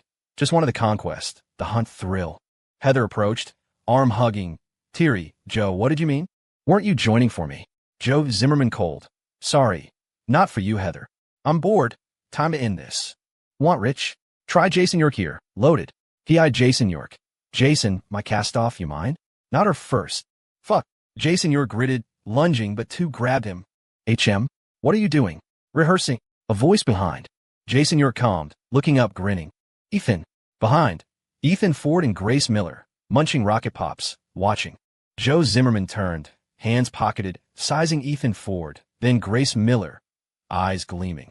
TSK, Illinois Tech's top beauty, stunning. But a flower on dung. This Ethan weighs her. Grace Miller caught his stare, frowning, gripping Ethan Ford's hand. This guy's creepy. His look bugs her. Oh, yeah. Hi. I'm Joe Zimmerman, fashion design freshman. Joe Zimmerman greeted warmly, all friendly. Oh, Ethan Ford bit his rocket pop calmly. Then, you were about to jump my bro? Jason York broke free, whispering to Ethan Ford. Ethan Ford nodded. Oh, got it. Joe, is Zimmerman joining? Might not approve. With some pull now, Ethan Ford could block. But Joe Zimmerman smirked. Might not need your okay. Harrison Stone hustled in, waving the app. Haha, Joe, your app's done. As president, you're officially in. Everyone, applaud our new member, Joe Zimmerman. Huh. Harrison Stone clapped hard, but no one joined. Solo applause, awkward. He sensed a vibe. What's up? Why the stairs clap? But ignored, cranking the awkward. Ethan Ford lip twitched, itching to smack him. But in public, not yet VP. Rash move unwise. Joe Zimmerman took the form, waving at Ethan Ford. Ha, Ethan. Clubmates now? Take care of me. Ethan Ford stayed cool, ignoring, chomping his rocket pop. No face given. Joe Zimmerman shrugged, turning to Grace Miller, bowing elegantly. Grace, looking forward. To your guidance. Grace Miller frowned. Nothing to guide. Not close. Joe Zimmerman thick-skinned. No worries. We'll get there. All right, gotta run. See you next time, Grace. He pocketed hands, brushing Ethan Ford provocatively. Ethan Ford finished his rocket pop. Did I say you could leave? Joe Zimmerman halted beside him, turning what? Ethan want to treat us to late-night snacks. Ethan Ford waved the stick. Yeah, to crap. Want some? Fuck you. The buzzcut guy cursed. Joe Zimmerman waved him quiet. So what? Happy to play. Joe Zimmerman eyed Ethan Ford, unfazed. Ethan Ford asked Jason York, who slugged you? Jason York eyed the buzzcut. Ethan Ford grinned. Suddenly he stepped up, slapping the buzzcut hard. Smack. Crisp and loud. Buzzcut staggered, lip bleeding. Joe Zimmerman chilled. Beating my dog? Watch the owner. Rage flared. He swung at Ethan Ford. But someone grabbed, slamming him over shoulder. Bam. Heavy thud. Joe Zimmerman dizzy grounded. Grace Miller dusted hands. Thought you were tough. Kitten moves. Everyone gawked. Jason York jaw dropped. Damn. Sis is badass. Epic. Ethan Ford turned, stunned, thumbs up. Gracie, you're killer. He obviously fights? I'm in. I said I'd always have your back. No one messes with you. Grace Miller posed proudly. Fuck you. D. Buzzcut charged Ethan Ford. But Grace Miller swept his leg, arm locking him. Ow. Buzzcut knelt, arm pinned. Struggle meant agony. He froze. HM? Still fighting? Grace Miller huffed, twisting. Pain. Let go. Geed. Buzzcut paled, tapping out. Ethan Ford kicked his chest, sending him flying, then high-fived Grace Miller. Yeah, nice one, Gracie. Ethan Ford praised. Piece of cake. Grace Miller beamed. She eyed the four left, beckoning. Well, wanna go? They backed off, scared. Ethan Ford fixed his shirt, smiling at sprawled Joe Zimmerman. Joe, so cocky? Snitched to faculty. I'm game. As state top scorer, Ethan Ford had pull. His rep was armor. No fear of tattling. Joe Zimmerman rose slowly, glaring. Fine. We'll have time. Slow game. Let's bounce. Two helped him. Buzzcut scampered.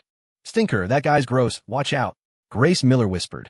She wanted smooth college years, safe graduation. Trouble? Bad for explaining to Ethan Ford's folks. Ethan Ford smiled confidently. Relax, handling him's easy. I'll be careful. Jason York approached. Ethan, thanks. That was satisfying, huh? Thank your sis. She's the beast. Ethan Ford laughed. Thanks, sis. Jason York scratched his head. No pro, fam. You know him. Jason York grimaced. Yeah, Joe Zimmerman's my high school classmate. He spilled Joe Zimmerman's high school dirt. Joe was a brainiac, teacher fave, but classmates knew. Total sleaze, player, show off, with a kink for stealing girlfriends. Once, the school beauty dated another nerd. Joe broke them, scooped her, dumped after 3 months, bragged the tale. Jason York chased a girl, nearly had her. Joe swiped, toyed 2 months, taunted him daily. She transferred in rage. Jason York's disdain turned hate. Ethan Ford got it. So, guy's a home wrecker. Grace Miller tilted. What? Why call him that? Ethan Ford dry laughed. Nah, just saying. Forget him, rehearse. Got a killer idea. Grace Miller, what? You'll see. Ethan Ford teased. Ethan Gracie. Have fun, I'm out. Jason York sighed.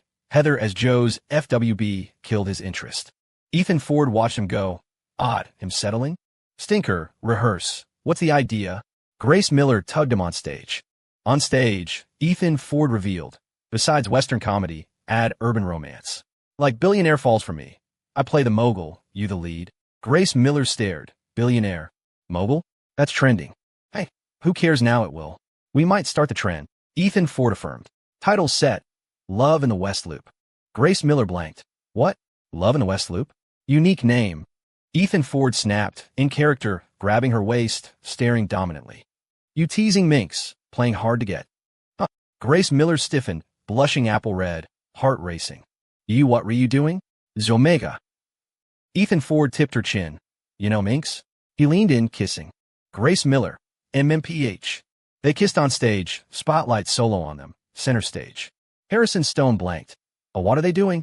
Yeah. Maybe, probably rehearsing. A side part guy stammered. Harrison Stone face-bombed. Obvious PDA. Fine, Kyle. Tell Ethan soon. Lock the play, script to me. Gotta run later. Harrison Stone shook his head, hands behind, out. He'd seen Ethan Ford take on Joe's crew. Mess with that. Better steer clear. Sure, President. Kyle nodded dazed. On stage, kiss ended. Ethan Ford released. Grace Miller's head spun, snapping back, blushing, lightly pounding his chest. You. Stinker. Sneak attack, jerk. She pinched his ear. Ow. Pain. Grace Miller. Warn you, I'm the mogul. Let go. Ethan Ford winced. Mogul? That line? You greasy. Goosebumps. Grace Miller cringed. Ethan Ford defended. That's mogul vibe. You let go, talk nice. Grace Miller saw his pitiful look, giggled. Where's the mogul now? Ethan Ford rubbed. Grace, getting character.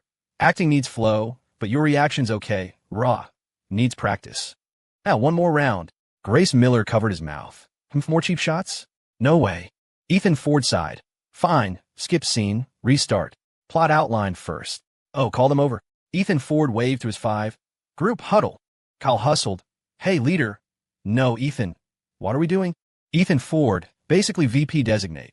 Kyle, sophomore, kept low. Ethan Ford nodded approvingly. 2 plays. Western comedy and urban romance. Hers isn't scripted, but start mine. Pins out note. Trust mine'll blow up. Kyle grabbed notebook. Sure, Ethan, spill, we'll jot.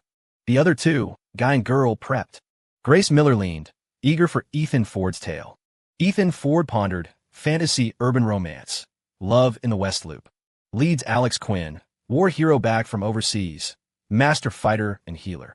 3 years ago, 4 families wiped his clan. He swore revenge in 3 years, marry his soulmate.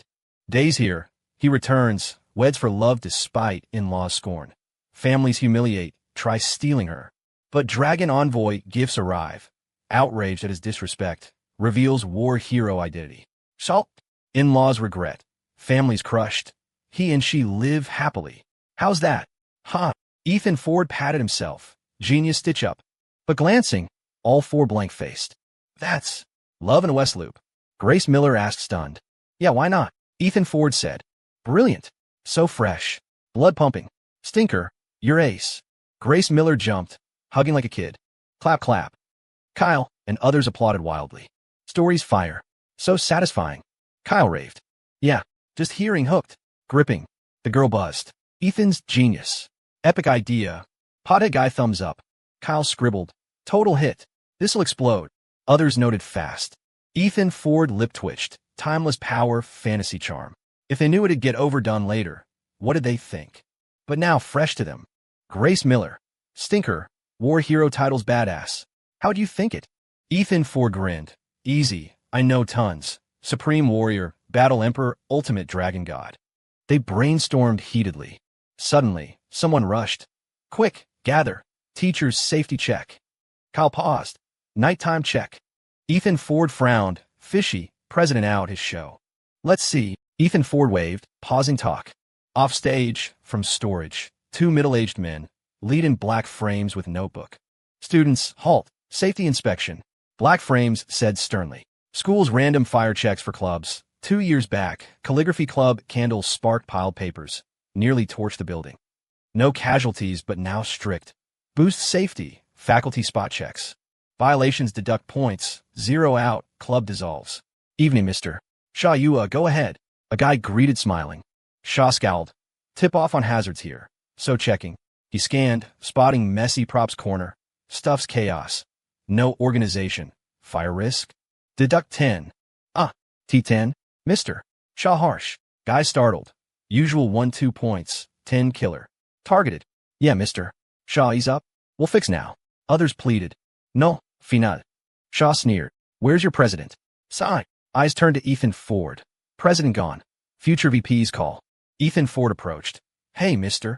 Show. I'm Ethan Ford, VP. Harrison just left. Talk to me. HM. Ethan Ford. Shaw paused. Sounds familiar. School state recruit, top scorer.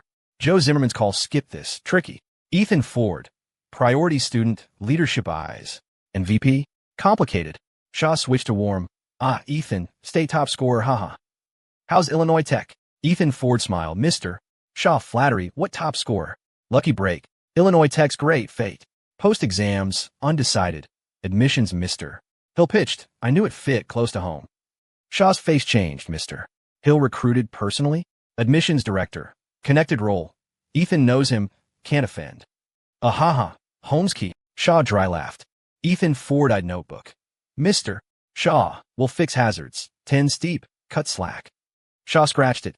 Sure, no issue. Handle it. I'm reasonable. Busse el suave. He bolted, no look back. Members exhaled relief. Ethan Ford saved us. Or 10 gone. Ethan badass. Mister. Shaw gave face. Top scorer perk, ha. Kyle pumped. Ethan Ford pondered. This might kick off trouble. Random target? Maybe Joe Zimmerman. Shocking he sways faculty. If him, expect headaches. Grace Miller neared. Stinker, okay?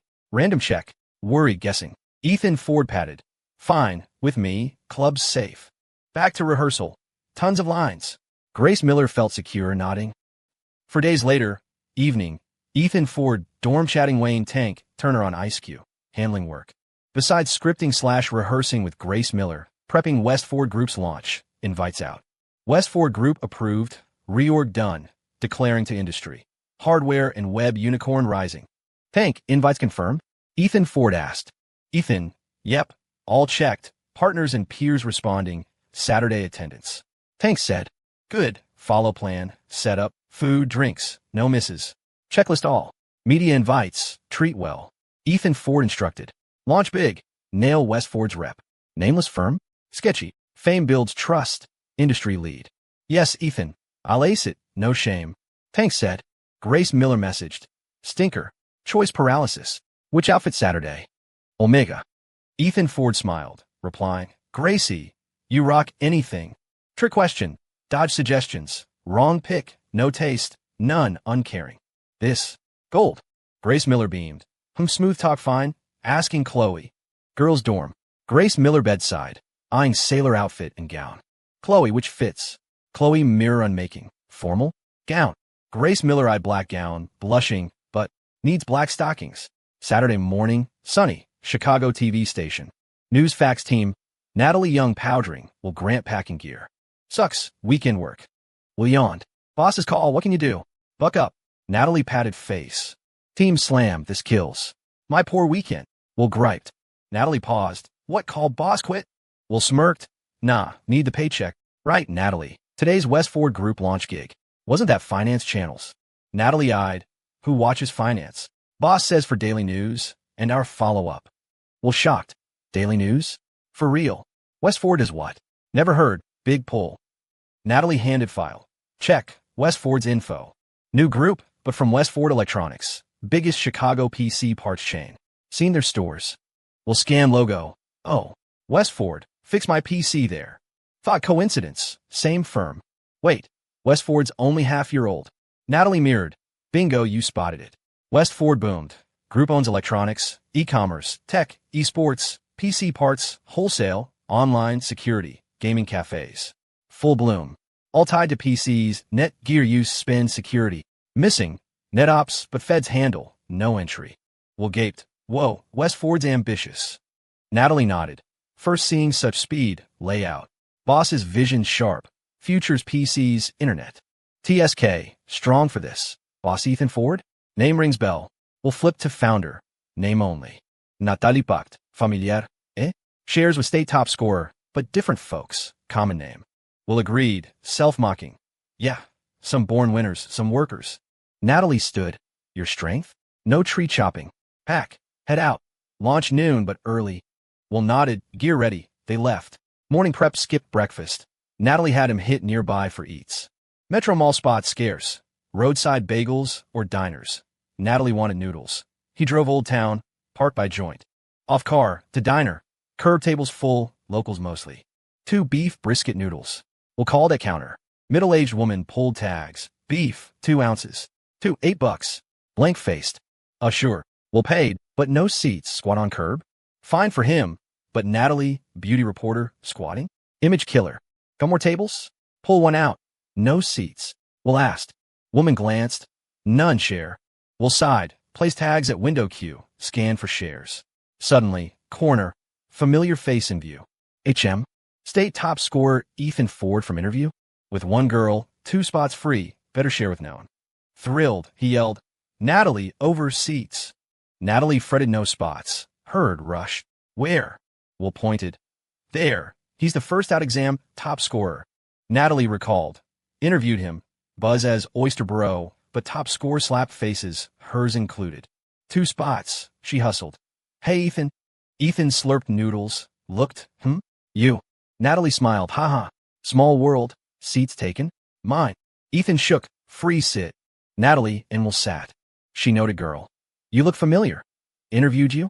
Last name. Miller. Gressa Miller. Grace set chopsticks polite. Oh yeah, now you two? College. Natalie chatted, reporter mode. Yeah, both Illinois Tech. Me comp sci, Gracie architecture. Ethan smiled. Natalie puzzled. Why not Harvard? Your scores, they beg. Ethan shrugged. Home's close, easy visits. Your dad's Mill Tech? Natalie asked. Yeah, still working. Ethan said. Natalie paused. Heard cities phasing old plants. Paper, leather shut. Mills too. Kind reminder, layoffs loom. Prep. Nationwide shifts. But Ethan smiled. No, unstoppable trend. Natalie shocked. Optimistic despite roots. No witty. Rare mindset. Alas, tough for working-class kids. Life harder ahead. Ethan, don't fret. You're top scorer. Study hard. You'll shine. Knowledge changes fate. Natalie encouraged. Yeah, Natalie spot on. I'll grind. Ethan agreed. Knowledge empowers. Less fear, more strength. Serious on studies. Deep tech grasp for company future. Right. Face hurdles head on. You'll overcome. Natalie said. Oh, you called her Gracie? So you. Natalie shifted, dodging heavy. Grace blushed. Open. You guessed. We're dating? Aha. Knew it. From interview vibes. Natalie teased. Well praised. Ethan, lucky guy. Stunning girlfriend, jealous. Flattering. Ethan beamed. Lifetime luck spent, huh? Grace pinched. Nonsense, like I cursed you? Dating me, no luck left. No, just saying. Ethan backpedaled. Better. Grace satisfied. Natalie envied their sweet. Youth's pure love dreamy. Hey, stop the PDA. Dog food overdose. Can't eat noodles. Natalie joked. Grace stuck tongue. Ate, but passed her bowl's sausage to Ethan. Isendak. No liver. Dan, no swap. Fine, next time double liver. Grace pouted. She added. You pay. Ethan sighed. Sure, much as you want. Natalie watched them scrape bowls. Kids, thrifty. Ethan, monthly allowance from home? Natalie curious. None, self-support. Ethan slurp bottoms, casual. Natalie jolted, nose stinging. Ambitious kid. College, no parental cash. Part-time work study? Tough. Poor thing. Early responsibility. Top scorer by grit. Now self-funds college. Heart-wrenching. Natalie teared subtly. Ethan, impressive, easing family load. Already amazing. Great job. Praise flowed. But Ethan sheepish. Natalie, too kind. Normal for kids to think of parents. Your mom? Working. Natalie asked. Mom sold produce, but health issues, surgery, no heavy work. Home resting. Ethan said. Natalie nearly cried. Misfortune hits the vulnerable. Dad nearing layoff. Mom jobless. He funds self in college. Brutal life. Ethan, stay strong. Effort, diligence. You'll change fate. Natalie wiped tear, encouraged. Yeah. Ethan paused. Her look. Natalie, we're full. Gotta go enjoy. Ethan set chopsticks, shouldering heavy bag, smiling. Bye, Natalie. Grace held his hand. Sweet farewell. They left. Natalie watched backs. Tough, but companionship. Happiness too. But Ethan's so talented, yet such hardship. Natalie, you okay? We'll offer tissue. Natalie dabbed. Fine, just touched. World's full of Ethans. Poverty's real. Will shook head. Kitchen yelled. 2 beef brisket noodles. Coming. Will grabbed. Natalie, yours first. Eating. Natalie, almost forgot. Call Westford's PR Ms. In. Greet pre-launch interview. Or busy later. She dialed. Connected. Montserrat. Yen? Chicago TV's Natalie. Yes. Around 9 at office. 10 okay for President Ethan interview. Great, see you. Natalie hung. Set. Work wraps noon. Will cheered. Yes, half day off. Natalie eyed. Dream, sort footage post. News airs tonight. Will deflated, slurping. Fine, some born elite, some beasts. My luck sucks? Natalie laughed. Eat chatterbox. Finished, to Westford at Metro Tower. Early Chicago, CBD icon. 45 floors, landmark. Natalie gazed up. Tisk. Westford new, already here. Fast growth. Prime spot. Rent steep? Will envied. Natalie scoffed. Here? Rent's last worry. My bad. Narrow view. Will grinned. Let's check Westford. Natalie smiled. Through grand lobby. Elevator. Suited youths joined. Floor. Side part asked. 30 thanks. Youth envied. 30? You Westford? Jealous. Huh. No. Reporter. You know me? Natalie joked. Sorry. Thought staff. Youth apologized. Ascending. Natalie. Sounded fan of Westford? Youth. Not just me. Whole building. Unsaid. Others chuckled. What? Natalie asked. Youth whispered. Envied perks, but boss hates it. Westford chants. Who'd stay? Another sighed enviously. Natalie stunned. Such pull? Ding. 30. Out. Vast front desk lit Westford wall. Doors flanked by launch baskets. Festive. First seeing such sleek desk. Eye-opener. Staff waited. Chicago TV's Natalie? Yes. Natalie nodded. But Will gawked. Grandma and garden vibe. Will focus. Natalie elbowed. Yeah. Will snapped still. Gorgeous design art. Boss's taste. Staff gestured. In Ms. Yin soon. Natalie entered. Line lights, circles, modern, extending deep. My God. 1 floor Westfords. Natalie amazed. Staff proud. Yes, but 3. 30-32. What? T3. Natalie jaw drop. CBD gold. 3 floors? Unbelievable. Who buys new startup tale? Then, suited woman approached, poised, hair up crisp. Natalie, Yenzi. Warm greet, handshake. Montserrat. Yen, busy. Thanks for hosting. Natalie polite. Nah, my job, media docking. Tour? Need say. Yen seamless. Chatted, toward 30. Will shot footage for news. Ms. Yen, 3 floors leased. Natalie incredulous. Yeah, recent. Started 500 SQ foot. Grew, expanded. Layer not enough post-reorg. President leased 3. Skip moves. Years worth. Yen smiled. Years. Worth. Natalie puzzled. 3 floors? Yen sensed. Proud. Per president's plan. Staff doubles next year. Or more. Space short. Scouting buys. Office buildings. Huh. Buy. Building. Natalie gaped. New firm. Under 2 years. Buying? Madness. Natalie toured offices with Yen Ji. Desks computered. Greened. Such setup? State level rare. Private startup? Shocking. Clean. Warm. Elevator envy clear. Natalie spotted Westford tech sign. Ms. Yen. Group has 4 subs. Toured only tech. Lots empty. Yen smiled. Others 31. Tech's core. 361 PC safety manager. 200 plus staff. 150 tech. Develop. Maintain 361. Expand web products. Natalie mouth agape. Core not electronics. Not hardware. Web. More developing. Natalie curious. Yen mysterious. Can't spill. President might. Ok. Natalie nodded, but it intensified. Westford's essence? Vision? Toured 30 to 31. Saturday. Yet busy. Hundreds working. TSK. More than us OT, huh? Will joked. Yen shook. Mostly shifts. Off Monday through Tuesday. Group mandates 5 on 2 off. No non-essential OT. OT needs strict approval. Caught sneaking. Harsh penalty. Department OT caps hit. Higher for rotation. Will? Natalie. Nanny? Such policy? Natalie stunned. World with no OT firms. Magical. Bosses. People plentiful. Don't work. Others will. Downturn. Cut costs. One does two's work. HR big cost. Minimize for max profit. Capital 101. But Westford flips. Mandates no OT. Unreal. Will smacked lips. No wonder envy. Beats 90% privates? Natalie lip twitched. Make it 99. Yen beamed at praise. Others? Dunno, but love Westford, second home. Talent shines, respect given. Exaggerate? Staff satisfaction, 100%. Human first, people core, group foundation. Natalie sighed. Amazing, but me? Nah, impossible. Ms. Yen, total staff now. 450 formal, some temps. Yen said. Hiss. Natalie shook. 6 months? $450,000 already. Monthly HR? $80,000 to $100,000? Plus rent, operations, $1 million minimum, likely more. Flip. Westford. Profits huge. No cash, no boom. Natalie, to 32. Yen invited. HM? 31 holds thousands. 32's what? Natalie puzzled. Yen teased. Suspense, see upstairs. Natalie blanked. Curiosity max. Followed to 32. 32. No office. Lounges galore. Entrance. Folks setting launch venue.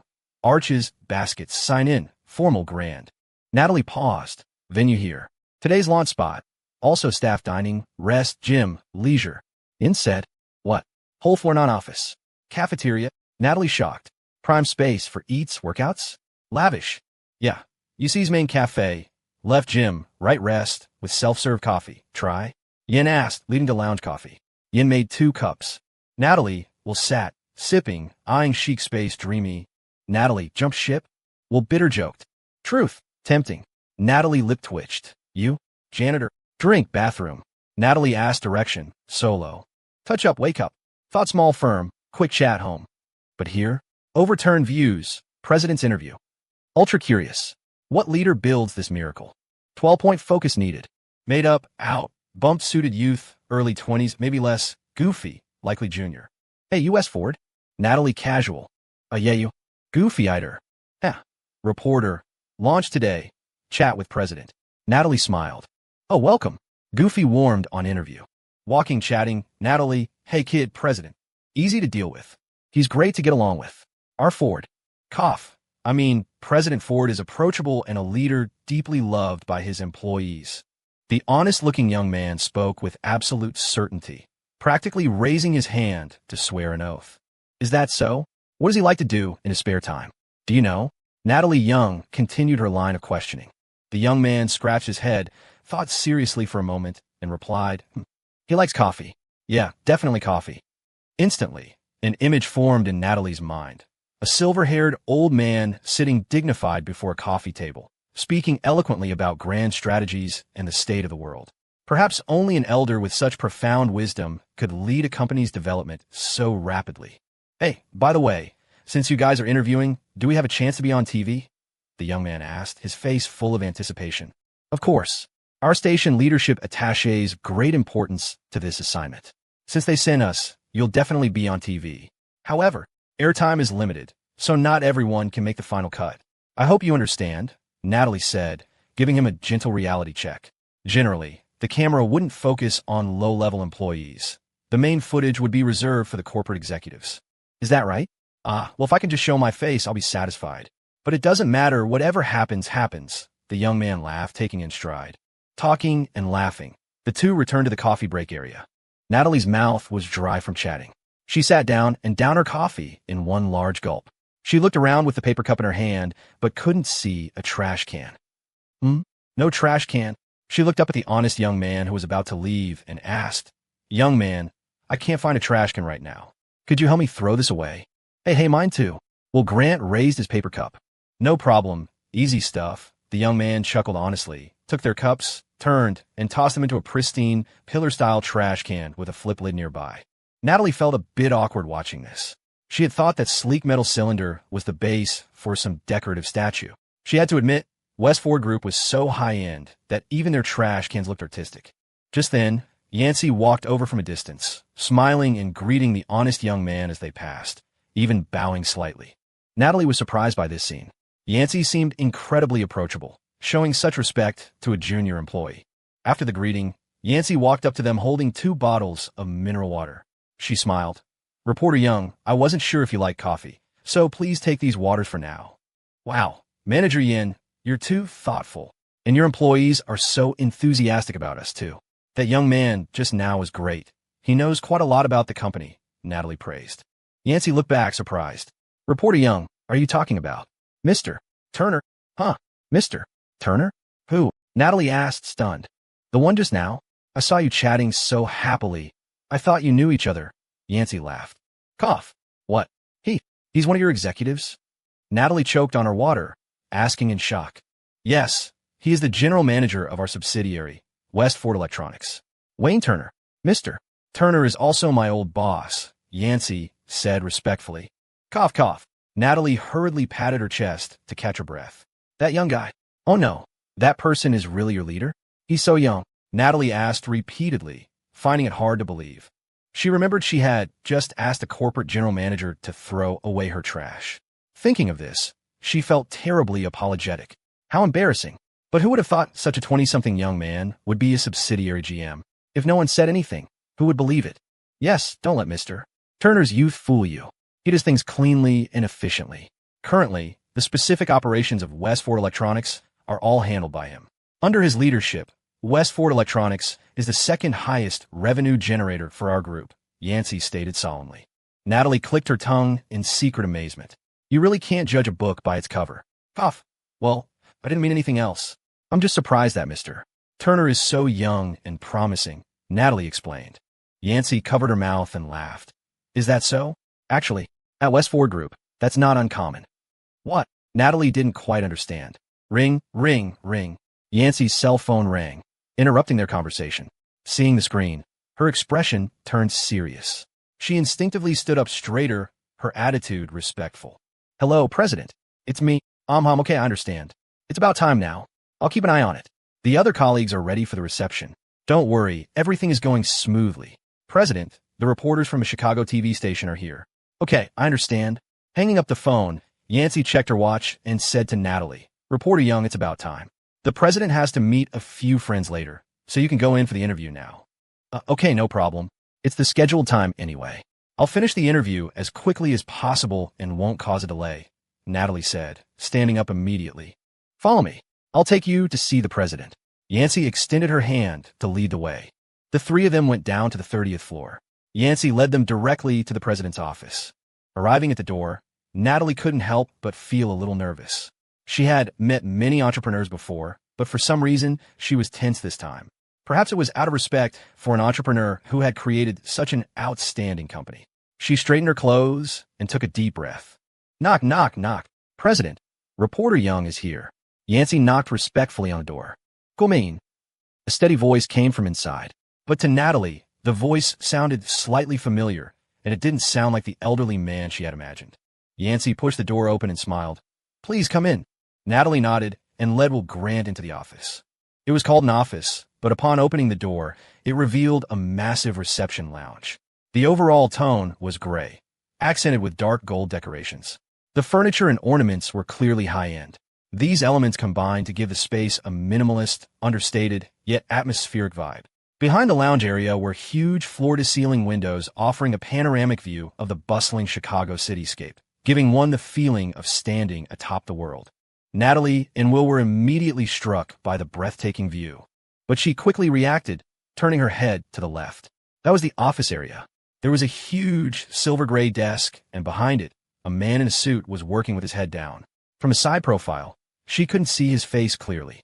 Yancey led them to the desk and said respectfully, President, this is Reporter Young, and this is Cameraman Grant. President Ford, hello. Natalie bowed slightly and greeted him instinctively. Reporter Young, a surprised voice suddenly rang out. Natalie found the voice extremely familiar. She looked up abruptly, and a familiar face, wearing a kind smile, appeared before her. Smack! She was instantly dumbfounded, her notebook falling to the floor. Beside her, Will Grant stared forward, his eyes wide as saucers in disbelief. He immediately covered his mouth with his hand to stop himself from shouting out loud. Natalie was frozen in place, shocked beyond words, her heart churning like a monstrous wave.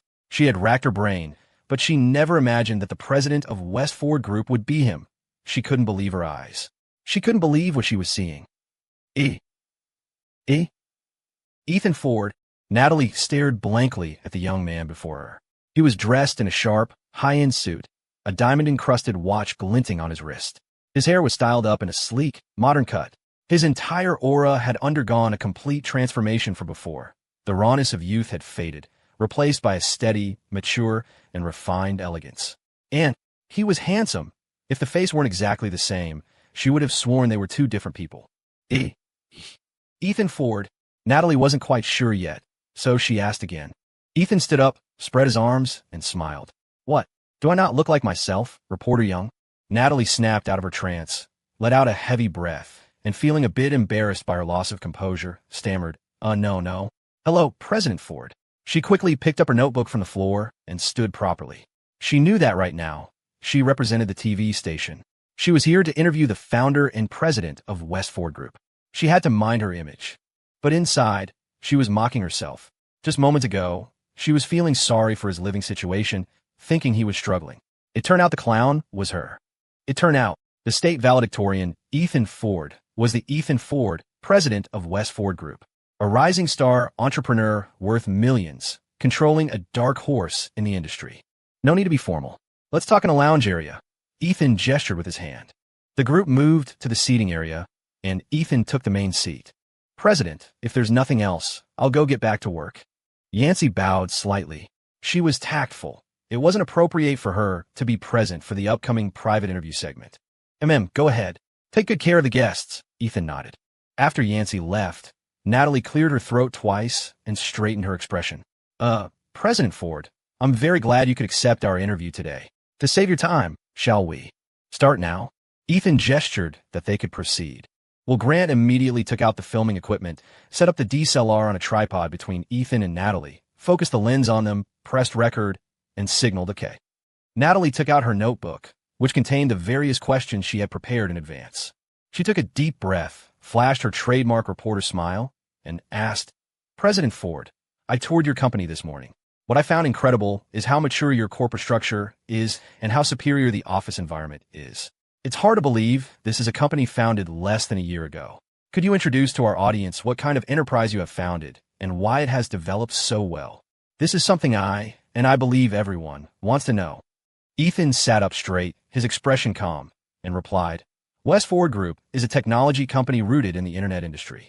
Currently, our main business directions are network security, computer components, e-commerce, and electronic sports. I never defined the company as merely an internet company or an electronic sales company, but rather as a technology company, because I have always believed that technology changes lives. Technology is the foundation of all development. The blood of innovation must flow through the entire corporate body. Only then can we confidently say we are a technology company. West Ford Group started from computer repairs and selling parts. From having no storefront to our first store, we experienced various problems and difficulties along the way. But we firmly believe that our direction was right. The path was correct. As long as we walked it with unwavering faith, we could create a new world. Fortunately, we did it. If you don't do something, the result is zero. Only by doing it is there a possibility of becoming one and having a future. So, firm belief and execution are the fundamental driving forces behind our rapid development. Ethan's calm, composed demeanor and eloquent speech surprised Natalie. It seemed as if this young man had experienced many such occasions, forging a heart of steel. So young, where did he get this experience? And his words resonated with sincerity. Every sentence felt like a genuine expression, yet if you listen carefully, he didn't really reveal any corporate secrets. But you couldn't say he didn't make sense. He was so polished that one couldn't find a single flaw. Natalie thought for a moment and continued, President Ford, you just said you founded a technology company. As a tech enterprise, what is your vision for the future? Ethan looked at her, smiled slightly, and said, Our corporate vision is simple, to help achieve overall industrial upgrades for the country, to enrich the nation and strengthen the people. You could say that's the ultimate goal. Natalie was stunned, shaken by his profound gaze and plain words. His eyes seemed capable of piercing through the past and future, deep, insightful, and incredibly firm. It seemed that this ultimate goal was something he was destined to achieve. The vision was simple, yet so great and heavy.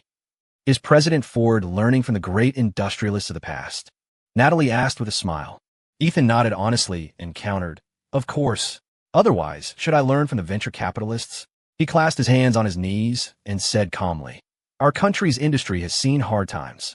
We learned a harsh lesson. lag behind, and you get beaten. We watched our manufacturing base hollow out, our backbone weaken. It was the countless pioneers, the industrial patriots, who used their sweat and grit to rebuild that backbone, so we don't have to rely on anyone else to survive. Don't they deserve our respect and emulation? Everyone can choose their own way to support this country. I will use mine. We are standing tall again. From now on, no one can make us kneel. These words were spoken so calmly, yet they were soul-stirring. Natalie's heart couldn't calm down for a long time. So, this was Ethan's original intention for founding the company and his vision for the future. Having such a grand perspective and sentiment was enough to command respect. No wonder she saw the shadow of a future corporate giant in Westford Group. Here, there was no sweatshop oppression. Everyone worked wholeheartedly for the company, dedicated because they knew their work had meaning. Whether realizing personal value or social value, they could achieve it in such a company.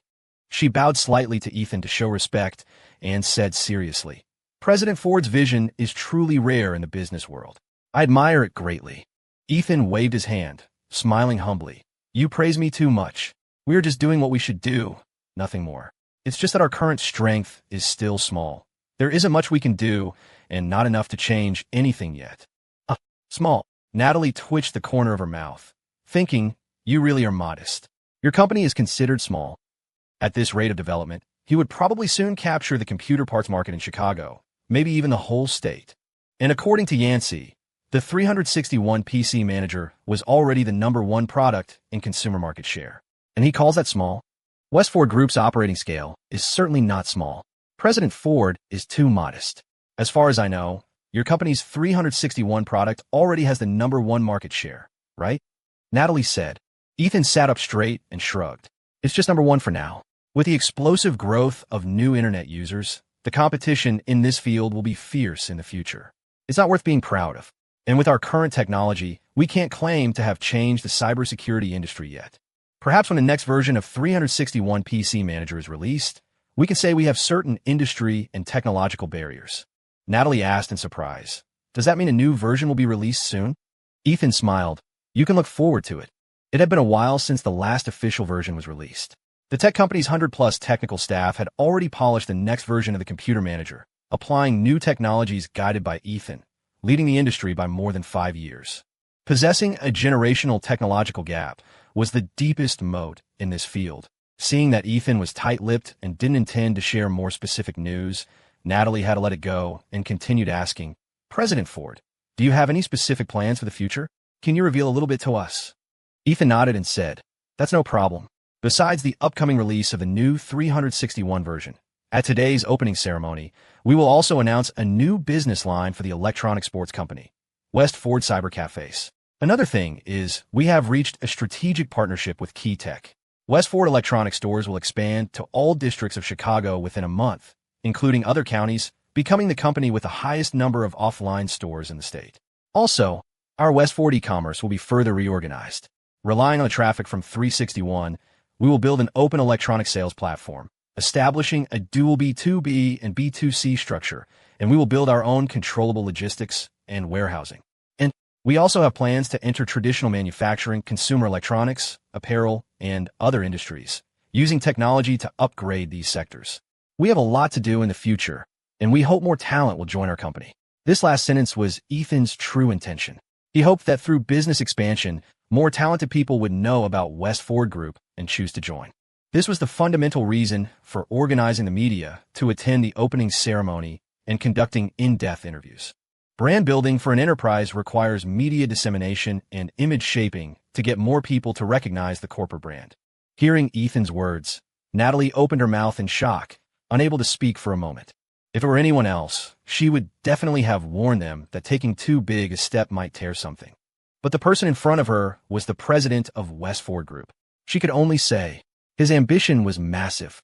It seems President Ford's layout is truly grand.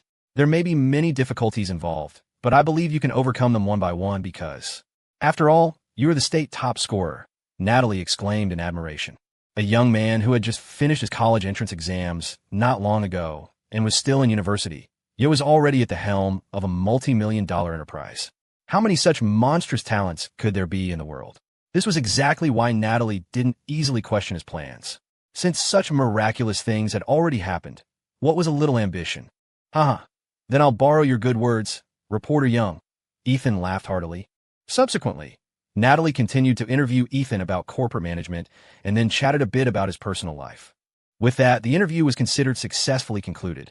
After asking her questions, Natalie checked the time on her phone. She hadn't expected it to be 11:30 already. Chatting away, it had gone longer than expected. She quickly said, President Ford, I'm really sorry for taking up so much of your time. Thank you again for accepting our interview. Ethan waved his hand, indicating it didn't matter, and then stood up. Also, thank you for coming to our opening ceremony. It's about time now, shall we? I have some old friends to meet. Okay, President Ford. Natalie stepped forward to shake his hand, then left with Will Grant. After Natalie and Will left the office, they first went to a rest area to get some water. TSK, Natalie, classmate Ethan. Oh no, President Ford is really amazing. Founding such a big company at such a young age. It really makes you jealous comparing yourself to others. Will sighed, his voice full of envy. Natalie let out a long breath. Yeah, it really is incredible. Genius isn't even enough to describe him anymore. But, from the interview just now, I feel like having a young entrepreneur with such ambition is actually a pretty good thing, haha. Ethan arrived at the VIP lounge on the 32nd floor. As soon as he pushed the door open, he saw Grace Miller standing in front of the mirror, fiddling with her long black dress. Underneath the dress were alluring black stockings. Gracie, you don't need to look in a mirror anymore. No matter how much you look, you can't get any prettier because you're already the most beautiful woman here today, Ethan teased. Hearing his voice, Grace turned around and puffed out her cheeks. You and your slick tongue. Is your interview over? Yeah, just finished.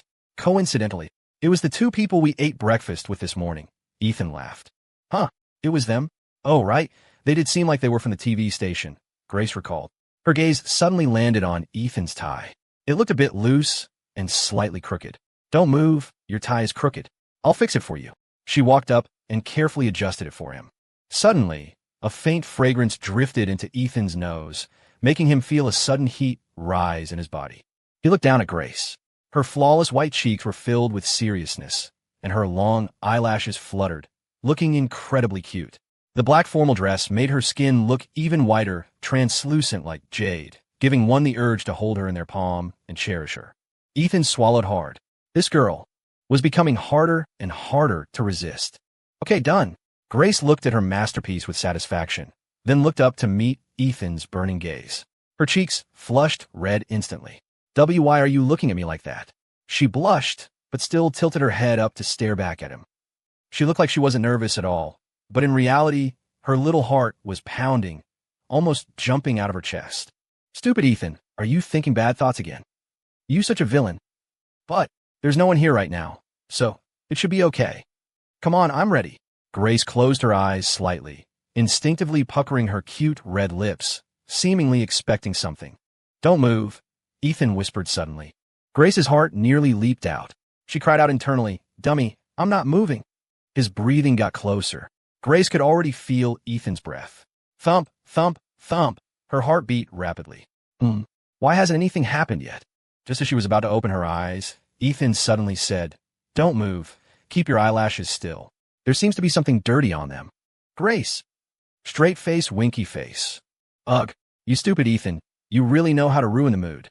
All right, I got off for you. Ethan pinched a tiny piece of fluff from her eyelash, clapped his hands, and smiled. Grace opened her eyes abruptly, glaring at him. Stupid Ethan. Oh, what's wrong? Ethan asked, surprised. Jerk. Looks like I have to take matters into my own hands. With that, Grace cupped his face with both hands, stood on her tiptoes, and kissed him. MMPH? Ethan's pupils dilated. Holy crap. Grace, you're so aggressive.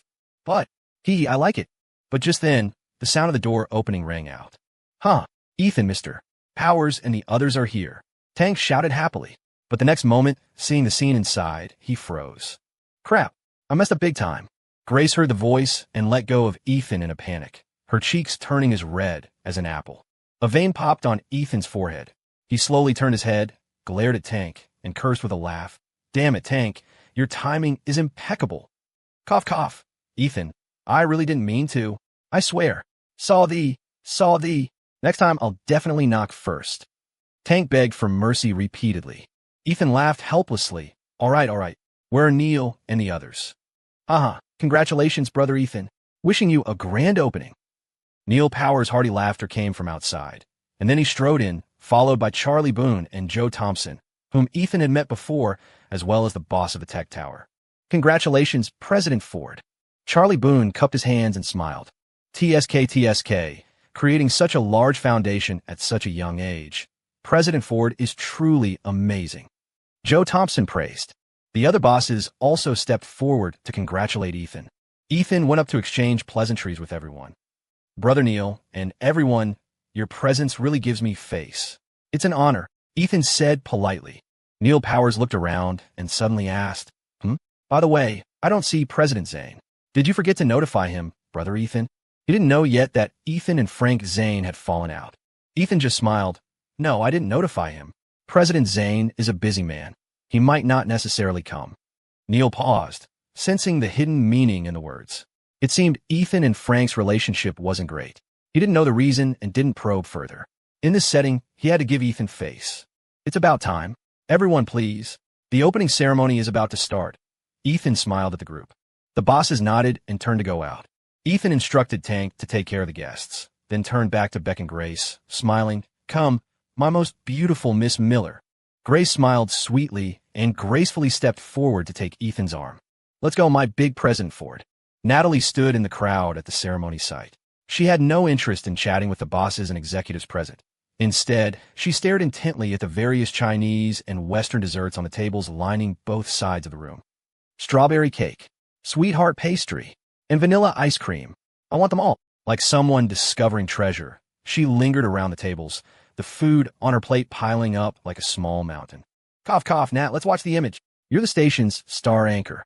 Will Grant reminded her kindly from the side. Natalie snapped back to reality, reluctantly stopping her hand. She laughed at herself.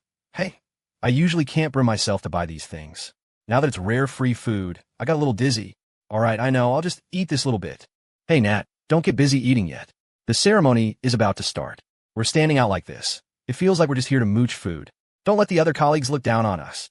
Will whispered. Natalie turned to look to the left at a group of people carrying various camera equipment, reporters from various newspapers and media outlets. To the right was a large crowd of guests, including many business owners. As the music started, everyone gathered toward the stage. Okay, let's go over. We're done with work anyway. We could just stand in the back. You grab some supplementary footage. I'll eat a little back there. Natalie laughed. Will twitched the corner of his mouth, thinking to himself, I really shouldn't have let her see the desserts. The two followed the crowd toward the stage and saw Ethan and Grace holding hands, walking to the front. Reporters whipped out their cameras and camcorders, flashes blinking incessantly. In this moment, Ethan and Grace became the focus of the entire venue. Handsome man, beautiful woman. Truly a match made in heaven, Natalie sighed, taking a bite of cake. TSK. President Ford is winning at life. Will pressed the shutter, snapping several photos in succession. On stage, Ethan bowed to everyone to show his appreciation and said in a clear voice, Welcome everyone to the West Ford Group opening ceremony. I am deeply honored, and I would like to express my gratitude to you all first. Clap. The scene responded with warm applause. Grace looked at the 300 or 400 people in the room, nervously gripping Ethan's hand, her whole body stiff. It was her first time facing such an occasion. Being nervous was inevitable. Ethan gently squeezed her hand, signaling her not to be nervous, that he was there. As the applause died down, Ethan smiled. Here, I want to share a little story with everyone. The name, West Ford Group. Well, Ford is obviously me. And the West? It represents the direction we look toward, the future. But privately, it stands for the horizon where Grace and I began this journey. It also carries the expectations we both have for this enterprise. Call it a little bit of romance I have for her. Hearing this, Grace's cheeks flushed. She was thin-skinned and wasn't quite used to spreading PDA in front of so many people. The crowd, on the other hand, loved the drama and started cheering. When are you getting married? President Ford. We'll definitely come to celebrate, right? Talented man and beautiful woman, a perfect match. Oh ho, President Ford, get us a boss lady soon. Facing the urging of hundreds of people who seemed ready to drag the marriage bureau over right then and there, Grace turned as red as an apple. Her eyes darted around, looking at the ceiling, pretending she couldn't hear anything. Ethan raised his hand to calm them down, smiling. All right, all right. If we hold a wedding banquet, we will definitely invite everyone. I am very happy today that West Ford Group is officially open. To celebrate the group's opening, there's another unveiling ceremony today. With that, Ethan turned to look at Henry Payne and signaled him. Henry nodded, and the lights in the venue dimmed. Grace finally let out a heavy sigh of relief. Without everyone staring at her, she wasn't as nervous. She quickly whispered to Ethan, Master Ford, I'm never standing on stage with you again. I'm slipping away first. Before she finished speaking, Grace lifted her dress and walked quickly off the stage as if escaping. Ethan shook his head and smiled. That girl still so shy. At this moment, Henry led 4 employees, pushing a cart covered with a red cloth onto the stage. The projection screen behind them lit up. Everyone stared curiously at the object, wondering what was under the red cloth. Natalie and Will squeezed into the crowd, also staring with great curiosity, wanting to know what was hidden on the cart. Ethan and Henry walked to opposite sides of the cart. Ethan announced loudly to everyone, Today, I solemnly introduce to you another fifth product of West Ford Group, West Ford Cyber Cafes. He and Henry pulled off the red curtain together. The words West Ford Gaming in deep blue appeared before everyone's eyes. Immediately after, the projection screen behind them lit up, showing exquisite photos of West Ford Cyber Cafes. The main color tone was gray and black, paired with leather sofa chairs. The decor was fashionable and trendy, with excellent atmosphere design. In the photos, there were rows of neatly arranged desktop towers. A random photo showed dozens, even hundreds of computers. A truly spectacular scene. As the images appeared, the crowd erupted in an uproar. Neil Power's eyes went wide with shock. It was his first time seeing an internet cafe on such a scale. And not just one store, but 3. My goodness, my little brother Ethan really doesn't speak unless he's ready to stun the world. He had heard mention of an internet cafe project, but he didn't expect it to be this big. Natalie and Will were also shocked by the environment and scale of the internet cafe. Oh my God, this has to be the largest chain internet cafe in the city, right? Natalie exclaimed. Judging from the photos, the scale of each store was completely extraordinary. Click, click. Reporters frantically pressed their shutters, flashes blinking densely. Ethan listened to the exclamations from the stage, very satisfied. He wanted to use this opportunity to promote the internet cafes, debuting at the peak. Next, let me introduce to you the general manager of West Ford Gaming, a subsidiary of West Ford Group, Mr. Henry Payne. Ethan introduced to the crowd. Henry had a look of uncontrollable excitement on his face. He took a step forward, bowed to the crowd, and then stepped back. Facing so many guests and reporters, all of this felt like a dream to him. Who could have imagined that more than half a year ago, he was a young man scavenging through leftover garbage on the roadside to fill his stomach, his future bleak. Yet now he was the top man, the general manager of a group subsidiary. His fate, his life began to change the moment he met Ethan, completely changed. In his view, Ethan had essentially given him a second life. The gratitude was akin to being reborn. Therefore, he executed every task Ethan ordered unconditionally and perfectly. He put his heart into every job, never slacking off, working himself to the bone. From the formation of the West Ford Gaming Management Team, personnel recruitment, internet cafe operations management, to logistics support, he personally oversaw everything, down to the smallest detail. There was a legend of a workaholic circulating in West Ford Group, and it was about him. If tasks that had to be done today weren't finished, no matter how late, he would finish them before clocking out. If the staff underneath didn't do their jobs well, he would scold them severely, but he would also help them finish the work together. His strict management earned the trust and respect of his subordinates. Natalie observed Henry, whose face remained as calm as an ancient well on stage. She was secretly surprised. She saw a temperament in this young man that didn't exist in his peers, steady, introverted. If it were any other young man, holding such a position in his early 20s would surely make him overjoyed and high-spirited. Because this position was enough to look down on the younger generation, giving him the capital to be arrogant. But Henry didn't. On the contrary, he was very reserved, not showing even a hint of youthful brashness. What kind of monsters are the young people around President Ford? Natalie murmured. The Mr. Turner she met earlier, plus this Mr. Payne, were both young men of the same age, yet completely different from ordinary youth. Both were entrusted with heavy responsibilities by Ethan, becoming his right and left arms. But on second thought, Natalie realized the most monstrous one had to be President Ford himself. On stage, Ethan took 2 steps forward, then turned sideways and pointed to the large projection screen, smiling. "What you are seeing now are our 3 flagship internet cafes.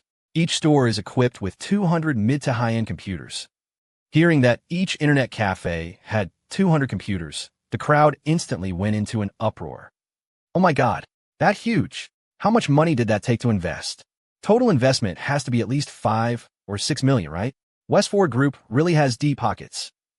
Neil Powers clicked his tongue in secret. "Brother Ethan, you really play big." A single store with 200 computers was indeed the largest single store scale in Chicago, maybe even the state.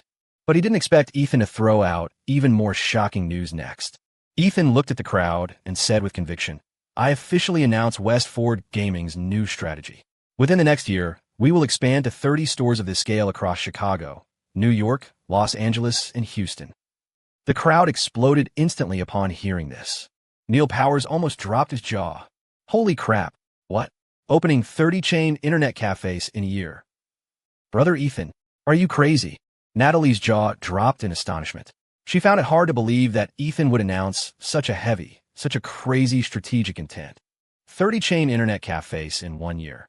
The investment would have to be at least $4 or $5 million. How could he be so certain that internet cafes would make money? Why was he so confident? "Nat, President Ford, has he lost his mind?" Will asked, stunned from beside her. Natalie gave a bitter laugh. "How should I know? But to found such a big company at such a young age, he shouldn't be crazy. Would someone that monstrously talented lose his mind? Or is there a business opportunity in there that we can't see?" The crowd buzzed with discussion, everyone shocked by the news Ethan had thrown out. Only Ethan and Henry on stage remained relatively calm. Ethan turned back and waved his hand, signaling to switch the projection screen image. A moment later, a new projection appeared, a computer configuration list. The appearance of the spec sheet instantly attracted everyone's attention, surprising them even more. Neil Powers was the first to spot the details, clicking his tongue in shock. "Holy crap, does an internet cafe need these kinds of specs?" Ethan introduced to everyone. "These are the 2 main computer configurations for our internet cafes, the Elite Edition and the Deluxe Edition. For the Elite Edition, we mainly use the Intel Pentium 2 processor, paired with the Kirin 748 motherboard. For memory, we chose product from major manufacturers like Samsung, with RAM as high as 64 MB. And the Elite Edition uses a Philips 105A monitor, and the hard drive is a Seagate 4. 3G. Compared to the Elite Edition, the Deluxe Edition upgrades to a Pentium 3, and the RAM is upgraded to 128 megabytes, far exceeding the configuration of ordinary internet cafes, giving users the best experience." Neil Powers twitched the corner of his mouth. Such configurations indeed crushed all other internet cafes on the market, but the price surely wouldn't be low. It would definitely be no less than $5 an hour. If this hardware was purchased from secondary market agents, the higher cost would definitely drive up the usage price. But Ethan's next words left him dumbfounded. "Our internet cafe pricing is Elite Edition configuration at $3 an hour and Deluxe Edition configuration at $5 an hour." Ethan announced. "What? $3 an hour for these specs?" Neil was confused. Internet cafe prices were basically in the $5 to $10 range for high-end spots, and even many low-spec shady cyber shacks charged $3 an hour. Such high specs priced at only $3 an hour. Surfing environment, computer configuration, price. Wouldn't this crush other internet cafes in every aspect? It was practically a dimensional strike against the competition. Brother Ethan, this tactic is ruthless. He could already foresee the explosive popularity of the internet cafes once they opened. From any angle, there wasn't a single internet cafe in Chicago that could be a qualified competitor. They would be completely bulldozed by West Ford Gaming. He paused, suddenly realizing why Ethan had held this opening ceremony. Given Ethan's low-key personality, he generally wouldn't make such a big fanfare. Holding a high-profile opening ceremony this time, the main act was probably to build momentum for West Ford Gaming. He turned to look at the group of reporters on the left. West Ford Group was bound to become famous, and with media reports, West Ford Gaming would save a massive amount of early advertising work. Impressive, Brother Ethan. This plan killed multiple birds with one stone.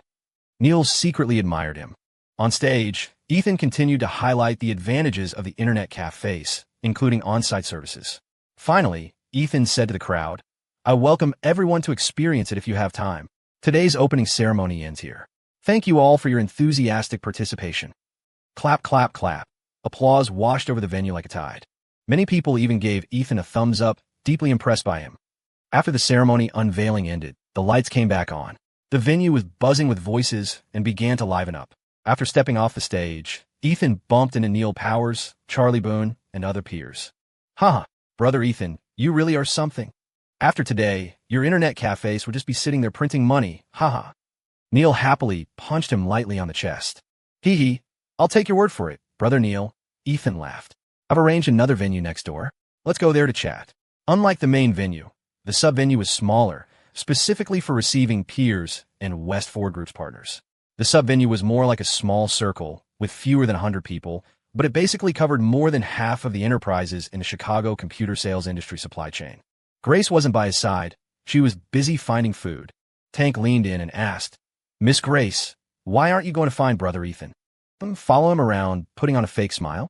How boring, I don't want to. Grace pouted. She looked up at him from a distance.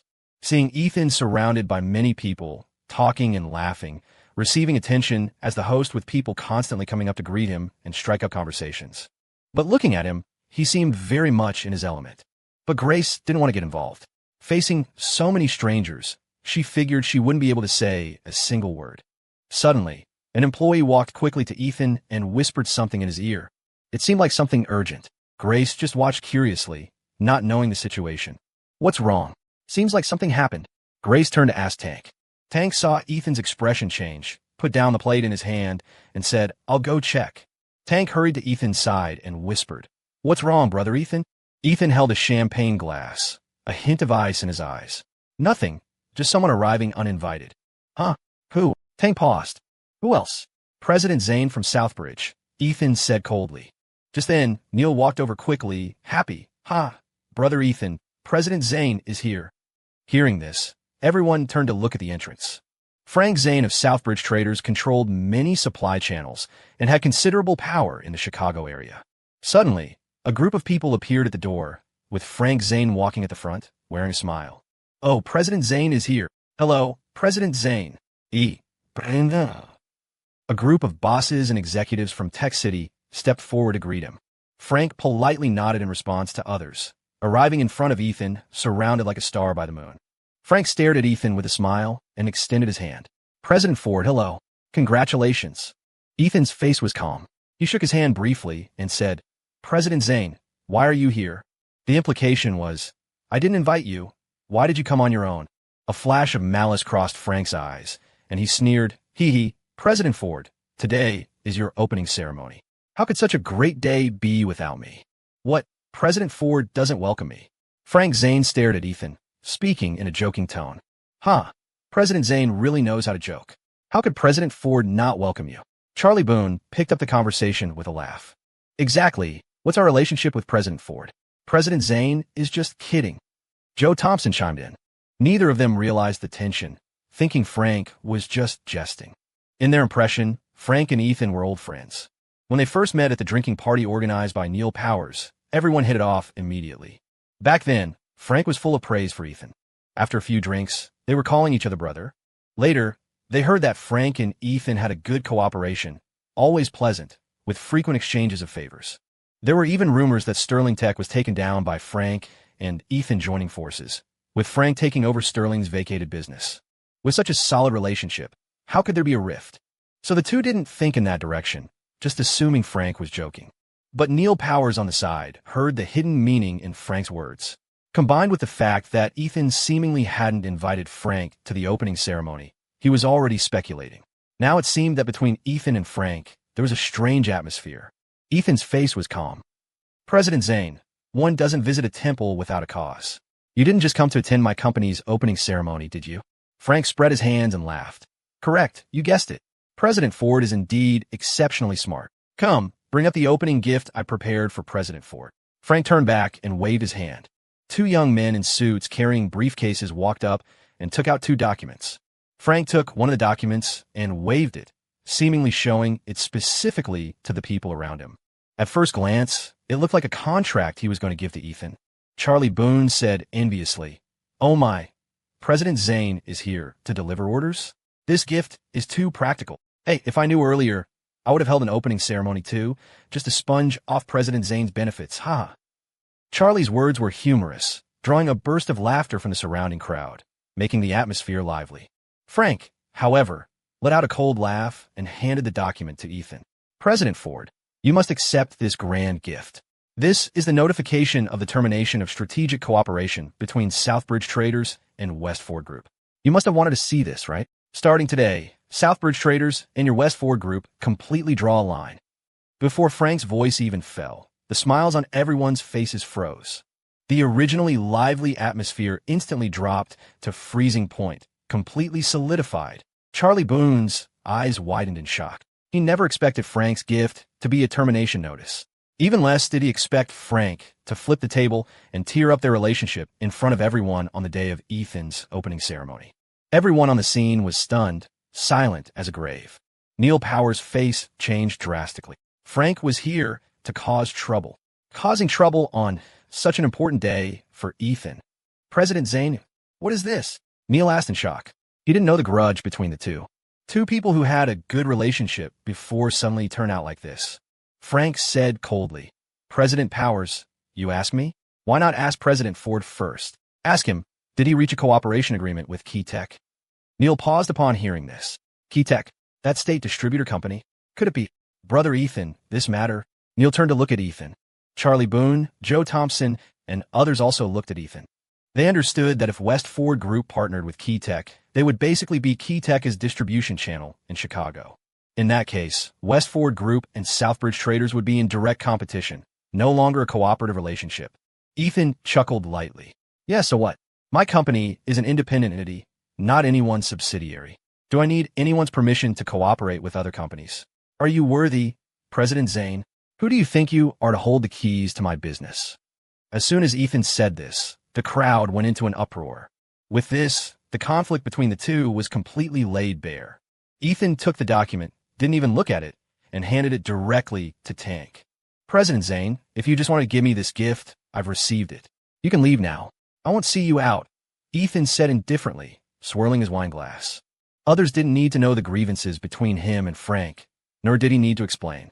Frank had been eyeing his company for more than a day or two, using threats and inducements several times, and even showing ambition to enter the frontline sales market.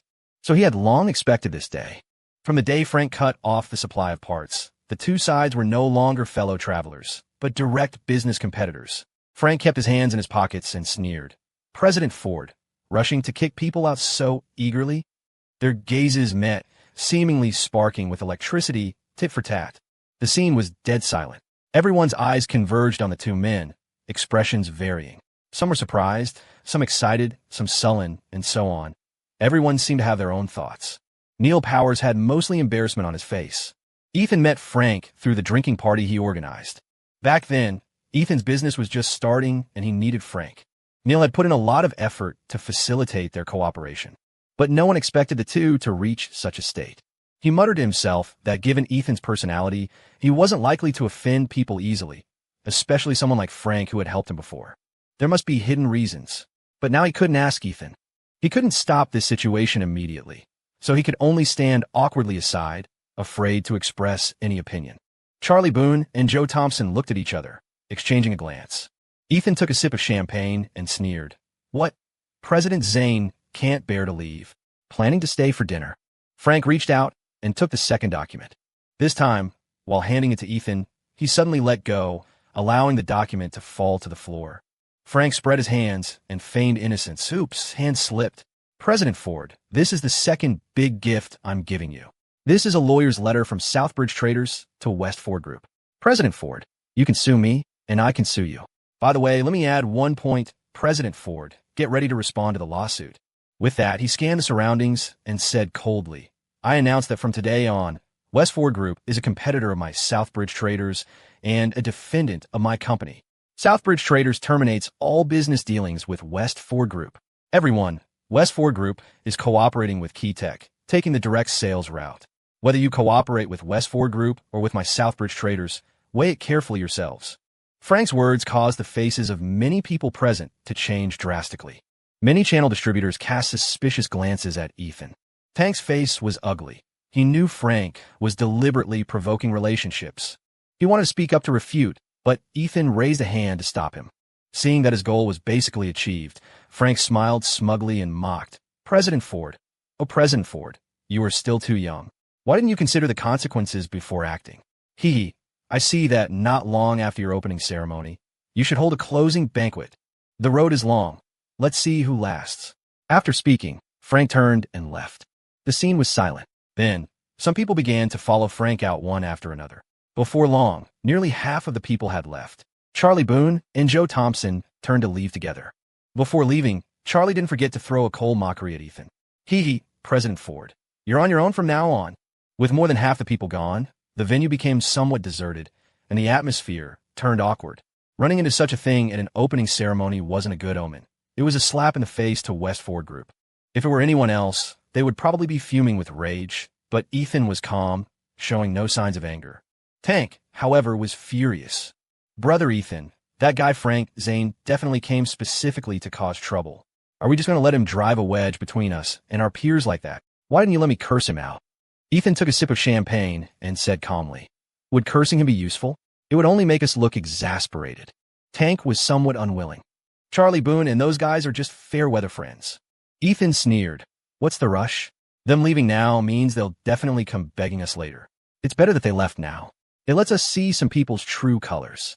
No need to get angry with them. Tank paused, not understanding Ethan's meaning. Ethan chuckled lightly. Tank, just wait and see.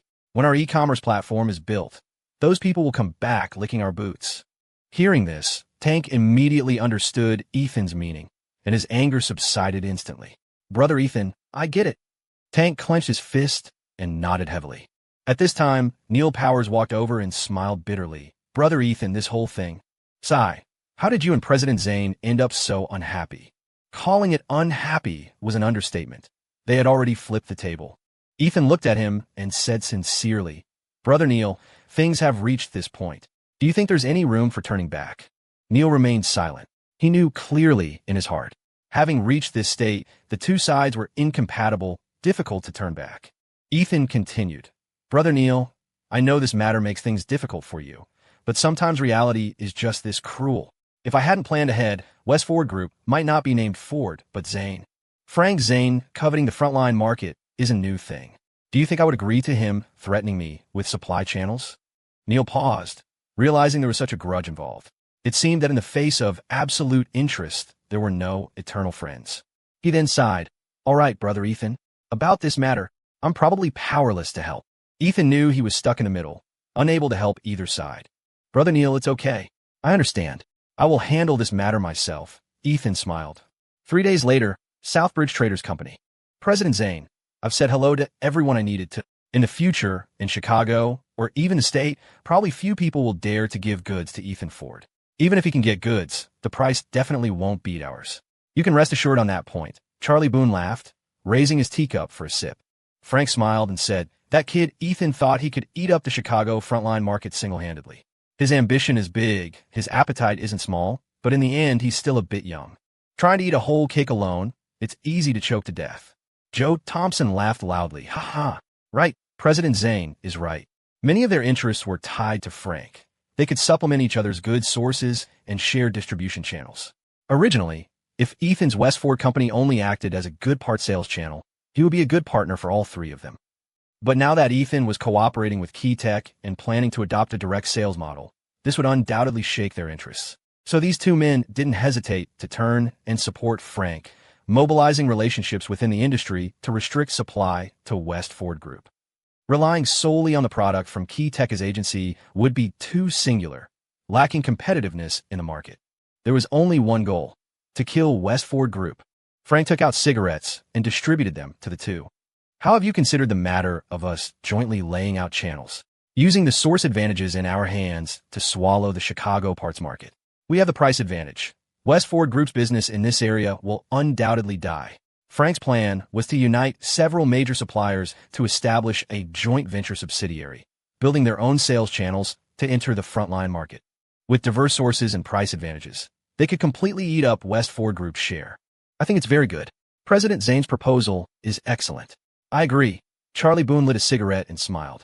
Joe Thompson nodded. I agree too. At least, Westford Electronics shouldn't think about swallowing this cake alone. Hearing their agreement, Frank said happily, Haha, good. With us brothers working together, are we afraid of not making money? As long as we go all out, what does that kid Ethan have to fight us with? Charlie and Joe both nodded in strong agreement. Charlie suddenly asked, By the way, President Zane, how is your lawsuit with Ethan going? Frank flicked his cigarette ash, leaned back on the sofa, and smiled confidently. I'm quite confident about this. After all, I have my people among the referees. How can Ethan win against me? Court opened 2 days ago.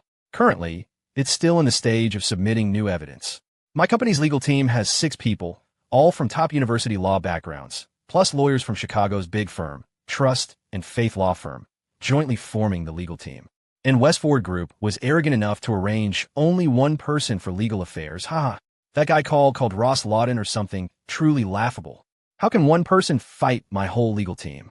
I estimate Westford Group knows their chances of winning aren't great, so they just arranged someone to deal with it perfunctorily. How can I lose this lawsuit? Hearing this, Charlie was amused too. That kid Ethan is really arrogant.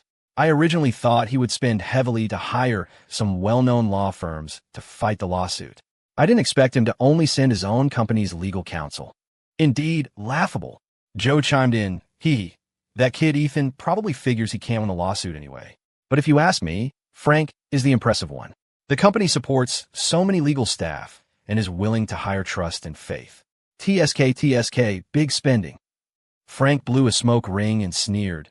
It doesn't matter how much compensation I get. Money is secondary. I just want Westford Group to lose. Let the peers see that Westford Group is nothing but a shell with no strength. Just then, the door opened and Lana Cole walked in. Expressionless, she walked straight to Frank and put down a resignation letter. President Zane, I've handed over my work. Can I go now? Lana said calmly. Frank's face looked a bit ugly. Resigning in front of 2 other bosses wasn't